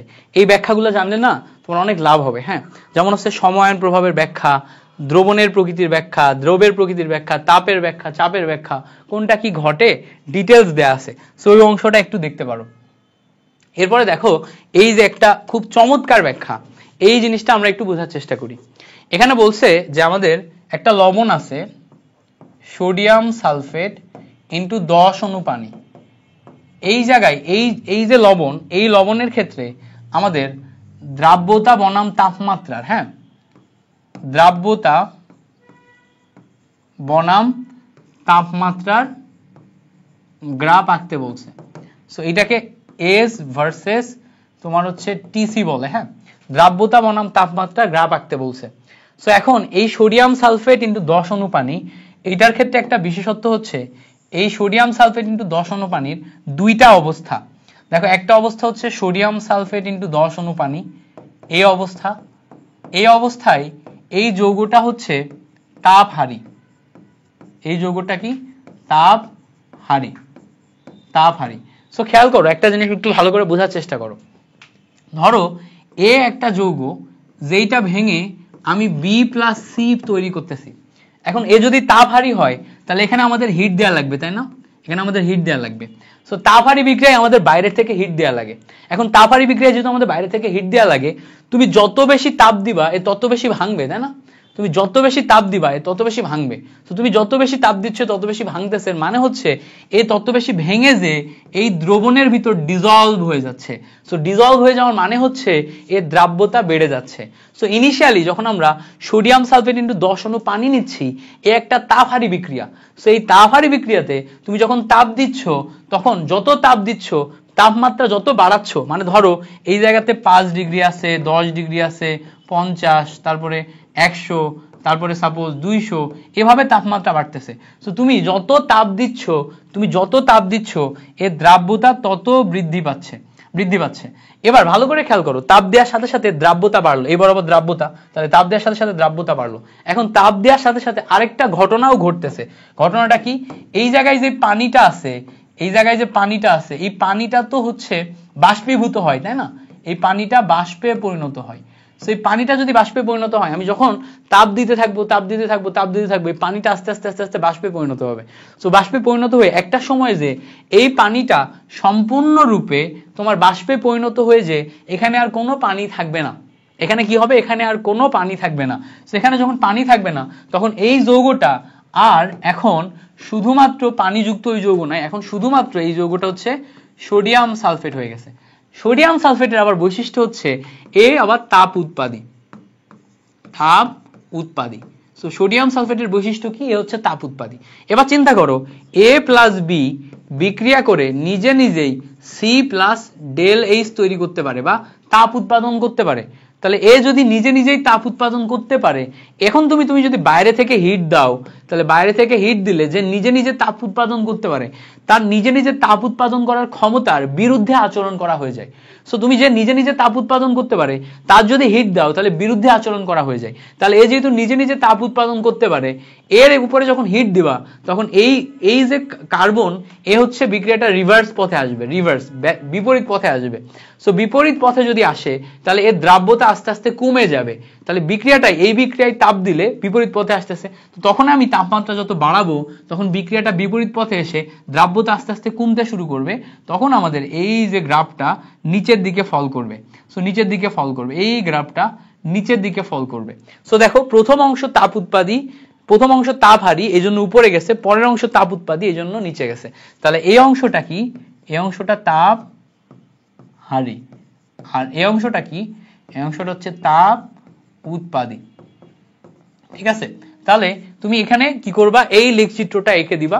এই লেখচিত্র আঁকার পরে তুমি একটু ব্যাখ্যাও দিতে পারো যদি তোমার জায়গা বেশি থাকে। না, খ নাম্বার প্রশ্নে এইচএসসি হলে ব্যাখ্যা দেখা লাগতো। সো তোমার এখানে এই প্রশ্নে চাইছেই হচ্ছে লেখচিত্র, সো ব্যাখ্যা লেখা লাগবে না, বাট লেখচিত্রটা বুঝতে তো পারছো। মুখস্থ অনেক ক্ষেত্রে কি করে, ইঞ্জিনিয়ারিং এ আমরা এই কাজটা করি। ধরো আমাদের সেমিস্টার ফাইনাল চলতেছে, তো সেমিস্টার ফাইনালে আমরা শুধুমাত্র হচ্ছে যে প্রচুর পরিমাণে পড়াশোনা করি হচ্ছে ক্লাস টেস্টের আগেগুলাতে, মানে সিটির আগেগুলাতে, এবং হচ্ছে পরীক্ষার আগে 15 দিনে একটা পিএল থাকে, এবং পরীক্ষার আগে 3 দিন 4 দিন 5 দিন করে ছুটি থাকে। তো পিএল এবং ছুটিতে এই সময়টাতে আমরা পড়াশোনা করি। তো ওই সময় দেখা যাচ্ছে যে আমরা আগে যেহেতু ফাঁকি দিছি, পুরো সেমিস্টার জুড়ে পড়ি নাই, অনেক কিছু আছে যেগুলো আমাদের পড়া লাগবে না, মানে বুঝতে পারবো না। পড়া লাগবে কিন্তু আমরা বুঝতে পারবো না, স্বাভাবিক ব্যাপার। পরীক্ষার আগে যে হুট করে আমরা বুঝবো না। তো যখন আমরা পরীক্ষার আগে যে হুট করে বুঝবো না, এবং আমি দেখতেছি কালকে কোশ্চেন অ্যানালাইসিস করে দেখতেছি কালকে পরীক্ষায় এই গ্রাফটাই আসবে, এটা এইভাবে আসবে, তখন আমরা কি করি জানো? খাতায় ঠাস ঠাস করে এঁকে কোনটা কেমনে কি গেছে জাস্ট মনে রাখার চেষ্টা করি, না বুঝে কি করি মনে রাখার চেষ্টা করি। আচ্ছা এটা এদিক গেছে, এটা এদিক গেছে, এটা এইভাবে জাস্ট এইটুকু মনে রেখে পরের দিন পরীক্ষায় হুবহু ওইটাই আসবে, হুবহু ওইটা আসলে ওইটাই হুবহু তুলে দিয়ে আসবো। সাপোজ চিন্তা করো এই সোডিয়াম সালফেট ইনটু 10 অণু পানি, এই যৌগ তোমার বইতে একটাই দেয়া আছে, এই একটাই বই থেকে তুলে তোমার প্রশ্ন করে। সো এই যৌগ যেহেতু একটাই দেয়া আছে, একটাই তুলে প্রশ্ন করে, এর গ্রাফ একটাই, তো তুমি একটা মনে রাখলেই হইতেছে। এখন তুমি ব্যাখ্যা যদি জানো খুবই ভালো, তুমি একজন ভালো স্টুডেন্ট, বাট তোমার যেহেতু চান্স পেতে হবে, তো তোমার অনেক ক্ষেত্রে এটা তুমি বুঝতে পারবে না, অনেক ক্ষেত্রে তোমার বুঝিয়ে দেওয়ার মানুষ নাই। তো তোমার যদি ভালো করতে হয় প্রশ্ন অ্যানালাইসিস করে দেখে স্ট্র্যাটেজিক ওয়েতে এটা কিন্তু মনে রেখে সামনে পরীক্ষা হলে যে সুন্দর মতো তুলে দিয়ে আসতে হবে। সো তুমি এটা বুঝতে পারলে, আমি যেভাবে বুঝাইলাম খুবই ভালো, না বুঝতে পারলে এটাকে এইভাবে মনে রেখে জাস্ট পরীক্ষা হলে লিখে দিয়ে আসবা, ফুল মার্ক পেয়ে যাবা। বাজে জিনিস শেখাইলাম, বাট জিনিসটা আসলে কার্যকরী। বুঝতে পারছো? বুঝতে পারছি বাজে জিনিস শেখাইলাম, বাট জিনিসটা হচ্ছে কার্যকরী। ওকে, এখন পরের অংশে আমাদের হচ্ছে আয়ন শনাক্তকরণ পার্ট আসছে। কেপিকেসির পার্টটা কই রাখছো? ওকে, সো দেখো আমরা হচ্ছে কেপিকেসির পার্টটাতে যাই। এখানে আমাদের বলছে যে একটা প্রশ্ন দিছে, প্রশ্নে বলছে যে লেড ইনটু এত, এইটা দ্রাব্যতা এত মোল পার লিটার হলে দ্রাব্যতার গুণফল কত? সো আমাদের দ্রাব্যতার গুণফল চাইছে। সো দ্রাব্যতার গুণফলের বেসিক তো তুমি জানোই, তারপর আমি একটু দেখাই দিই। সাপোজ ধরো আমাদের এখানে A2 এবং B2 এরকম একটা যৌগ আছে। সো A2 এবং B2 এই যৌগ যখন ভাঙবে তখন 2B প্লাস এবং 2A প্লাসে পরিণত হবে। সো 2B প্লাস 2A প্লাসে পরিণত হবে। এখন মজার ব্যাপার হইছে এই টোটাল যৌগের দ্রাব্যতা যদি S হয় তাহলে এর দ্রাব্যতা হবে 2S, এর দ্রাব্যতাও হবে 2S। বুঝতে পারছো? সামনে যত মোল তত মোল দ্রাব্যতা বেড়ে যাবে। এই টোটাল যৌগের দ্রাব্যতা যদি S হয়, এর 2S, এর 2S। এখন এই 2S 2S হইলে দ্রাব্যতার গুণফল লেখার সিস্টেম হচ্ছে দ্রাব্যতার গুণফল KSP ইকুয়ালস টু এই যে দ্রাব্যতা যেটা আছে এই টোটালটার উপর মোল সংখ্যা যাবে হচ্ছে পাওয়ারে। সো টোটাল যেই মোলটা আমি এখান থেকে লিখলাম তার উপর মোল সংখ্যা যাবে, নিজের মোল সংখ্যা যাবে পাওয়ারে। সো যার দ্রাব্যতা তার মোল সংখ্যা তার পাওয়ারে। সো ক্যালকুলেশন করলে দেখো এখানে 4ac², এখানেও 4ac² আসে। So 16s two the power 4। So calculation করলে এখান থেকে 16s টু দি পাওয়ার 4 আসলো। সো এইটা হচ্ছে আমাদের বেসিক নিয়ম। এখন এই নিয়ম অনুযায়ী যদি আমরা এটাকে ভাঙি, তো এটাকে ভাঙলে আমরা কি পাবো দেখো, এখানে আমাদের দেখো PB3 AsO2 হোল 2 পাইছি। সো এই সময় মাথায় রাখবা সব সময় এই যৌগের পাওয়ার কি যাচ্ছে তার চেয়ে বড় ব্যাপার নিচে যে আছে সে যাবে তার নিজের মোল সংখ্যায়, নিচে যে আছে সে যাবে তার নিজের মোল সংখ্যায়। সো দেখো নিচে যে আছে সে যদি তার নিজের মোল সংখ্যায় যায় তাহলে এই জায়গাতে লেড আছে না, লেডের নিচে 3 আছে, তাহলে 3 লেড এটা লিখে নাও 3 লেড। এবার অন্যের যেই নিচে যেই সংখ্যাটা আছে সেটা যাবে তার পাওয়ারে। সো পাওয়ার তুমি না মিলাইতে পারলেও জাস্ট নিচে যে আছে সেটা তার মোল সংখ্যা, এটা মাথায় রাখবা। এবার দেখো এর নিচে কে আছে 2 আছে না, 2 কে তুমি এর মোল সংখ্যা লিখো SO2। এবার অন্যের যেই নিচে যেটা থাকবে সেটা যাবে তার পাওয়ারে, তাহলে এইটা প্লাস হলে এইটা মাইনাস। এবার দেখো আমাদের প্রথম যৌগের দ্রাব্যতা যদি S হয় তাহলে এইটার দ্রাব্যতা হবে 3S, এইটার দ্রাব্যতা হবে হচ্ছে 2S। এইটা আমাদের মনে রাখতে হবে। এখন আমরা KSP যখন বের করব তাহলে KSP বের করার নিয়ম হচ্ছে এই 3S কে প্রথমে নিব, 3S তার পাওয়ার যাবে 3, এই 2S কে পরে নিব, 2S তার পাওয়ার যাবে 2। সো ক্যালকুলেশন করলে 27S³ 4S square. So total মিলে ক্যালকুলেশন করলে 108S⁵। সো এই যে 108S⁵, that will be the correct answer. ঠিক আছে? সো এই জায়গা থেকে দ্রাব্যতার গুণফল যদি বের করতে বলে তাহলে এখানে কি পাবা 108S⁵। সো এইটা হচ্ছে আমাদের এখান থেকে দ্রাব্যতার গুণফল। আমাদের ক্লাসটা অলরেডি 1 ঘন্টা 45 মিনিট হয়ে গেছে। আমাদের কি আরো কন্টিনিউ করা উচিত? কতজন দেখতেছে দেখো? 18 জন। সো দেখতে আস্তে আস্তে ফল করে, স্বাভাবিক ব্যাপার, আস্তে আস্তে ফল করে। সো এই জায়গাতে আমাদের দ্রাব্যতা রিলেটেড জিনিসপত্রগুলো আমরা দেখতেছি। এরপরে দেখো দ্রাব্যতার গুণফল রিলেটেড ম্যাথ দেয়া আছে, বলছে 25 ডিগ্রি সেন্টিগ্রেড তাপমাত্রায় ক্যালসিয়াম ফ্লোরাইডের দ্রাব্যতার গুণফল এত হলে ক্যালসিয়াম ফ্লোরাইডের দ্রাব্যতা কত? সো আমাদের দ্রাব্যতার গুণফল দেয়া আছে, দ্রাব্যতা বের করতে বলছে। সো এই ম্যাথটা বের করতে গেলে, এই ম্যাথটা যখন তুমি রিটেনে লিখবা, এটা কিন্তু শর্টকাট আছে। হ্যাঁ, আমরা কিন্তু বেসিক্যালি এই ম্যাথগুলো সব শর্টকাটে দেখাই। এমসিকিউ এর জন্য ক্লাস নিতে গেলে সব শর্টকাট দেখায় এবং শর্টকাট শেখায় দিই। বাট যখন তুমি রিটেনে করবা তখন তো তার শর্টকাটে হবে না, তখন তোমাকে ফুল ব্যাখ্যা লিখতে হবে। সো ক্যালসিয়াম ফ্লোরাইড ভেঙে যে ক্যালসিয়াম 2+ এবং 2 ফ্লোরিন মাইনাস এটা আসবে। দেখো ফ্লোরিনের নিচে 2 আছে এই জন্য 2 সামনে দিছো, ক্যালসিয়ামের নিচে 1 আছে এই জন্য 1 সামনে দিছো। এর এখানে দেখো 2টা ফ্লোরিন, এই 2 এর পাওয়ারে গেছে, এর 1 এর পাওয়ারে গেছে। সো এই থেকে পাইলাম আমি এই জায়গা যৌগের বিন্যাস। এবার দেখো আমাদের দ্রাব্যতা আমি ধরে নিলাম ক্যালসিয়াম ফ্লোরাইড যে এর জন্য হচ্ছে S, তাহলে এরও S আসবে, এর যাবে হচ্ছে 2S। তো তখন যদি আমি KSP এর ভ্যালু বের করি, KSP ইকুয়ালস টু আসবে S⁴1 2S⁴2 এটা। সো যার মোল তার পাওয়ারে ক্যালকুলেশন করলে S × 4S²। সো এখান থেকে 4S³ আসে। এবার দেখো আমাদের এখানে KSP এর ভ্যালু দেয়া আছে, এইটা দেয়া আছে KSP এর ভ্যালু। সো ওইটা আসলে KSP ভ্যালু দিলে জীবনেও এটা মিলবে না। হ্যাঁ, ওই ভ্যালু দিলে জীবনেও এটা মিলবে না, আমি এটা আগে থেকেই জানি। তো আমি একটা আমার মতো সুন্দর করে ভ্যালু দিই। হ্যাঁ, আমার মতো সুন্দর করে ভ্যালু দিলে কত যাবে? আচ্ছা, আমি দিয়ে দিচ্ছি আমার মতো সুন্দর করে ভ্যালু। দেখো এই জায়গাতে যে KSP এর ভ্যালু দেয়া আছে, KSP এর ভ্যালু যদি এরকম হয় 48 × 10⁻11 মানে 4.8 × 10⁻11, তাহলে একদম নিশ্চিত মিলবে। হ্যাঁ, নিশ্চিত মিলবে 4.8 × 10⁻11, এটা নিশ্চিত মিলবে। সো এইটা দেখো মানে ওইটা ক্যালকুলেটর সহ হবে, ওইটা কোনো একটা ক্যালকুলেটর আলা ইউনিভার্সিটি থেকে দিছে, যেমন ধরো বুটেক্স থেকে দিতে পারে বা হচ্ছে তোমার অন্য কোনো একটা জায়গা থেকে দিতে পারে। বাট ঢাকা ইউনিভার্সিটিতে দিলে এরকম ভ্যালু দিবে। এখন কেন এরকম ভ্যালু দিবে দেখো, আমরা যদি মিলানোর চেষ্টা করি, আমার কি ঠান্ডা লেগে গেল? KSP ইকুয়ালস টু আমরা দেখছি যে 4S³ আসে। সো KSP এর value 4.8 × 10⁻11 equals to 4S³। So পরবর্তী লাইনে আমরা S³ ইকুয়ালস টু ভ্যালু পাই দেখো 4.8 × 10⁻11 ডিভাইডেড বাই 4। সো এইটাকে ক্যালকুলেশনের সুবিধার্থে আমরা কি করতে পারি দেখো, এটাকে ক্যালকুলেশনের সুবিধার্থে আমরা এখান থেকে এই পয়েন্টটা তুলে দিয়ে নিচে একটা 10 দিয়ে ভাগ করতে পারি। করলে 48 × 10⁻11 ডিভাইডেড বাই 10 ইন্টু 4, একদম ভেঙে ভেঙে দেখাচ্ছি যাতে তুমি বুঝো ক্যালকুলেশনটা কেমন হচ্ছে। এই 10 উপরে যে 10 টু দি পাওয়ার মাইনাস 12 করে দেয়, এই 10 উপরে যে 10 টু দি পাওয়ার মাইনাস 12 করে দেয়। এবার দেখো এখান থেকে তুমি যদি কাটাকাটি করো, এই 4 এর সাথে এইটা কাটাকাটি করলে 4 12 48, সো পরবর্তী লাইনে 12 into 10 to the power minus 12 আসে। এবার এখান থেকে এস এর ভ্যালু বের করলে এই সাইডে 3 রুট এটা আসে, তাই না? 3 রুট এটা আসে।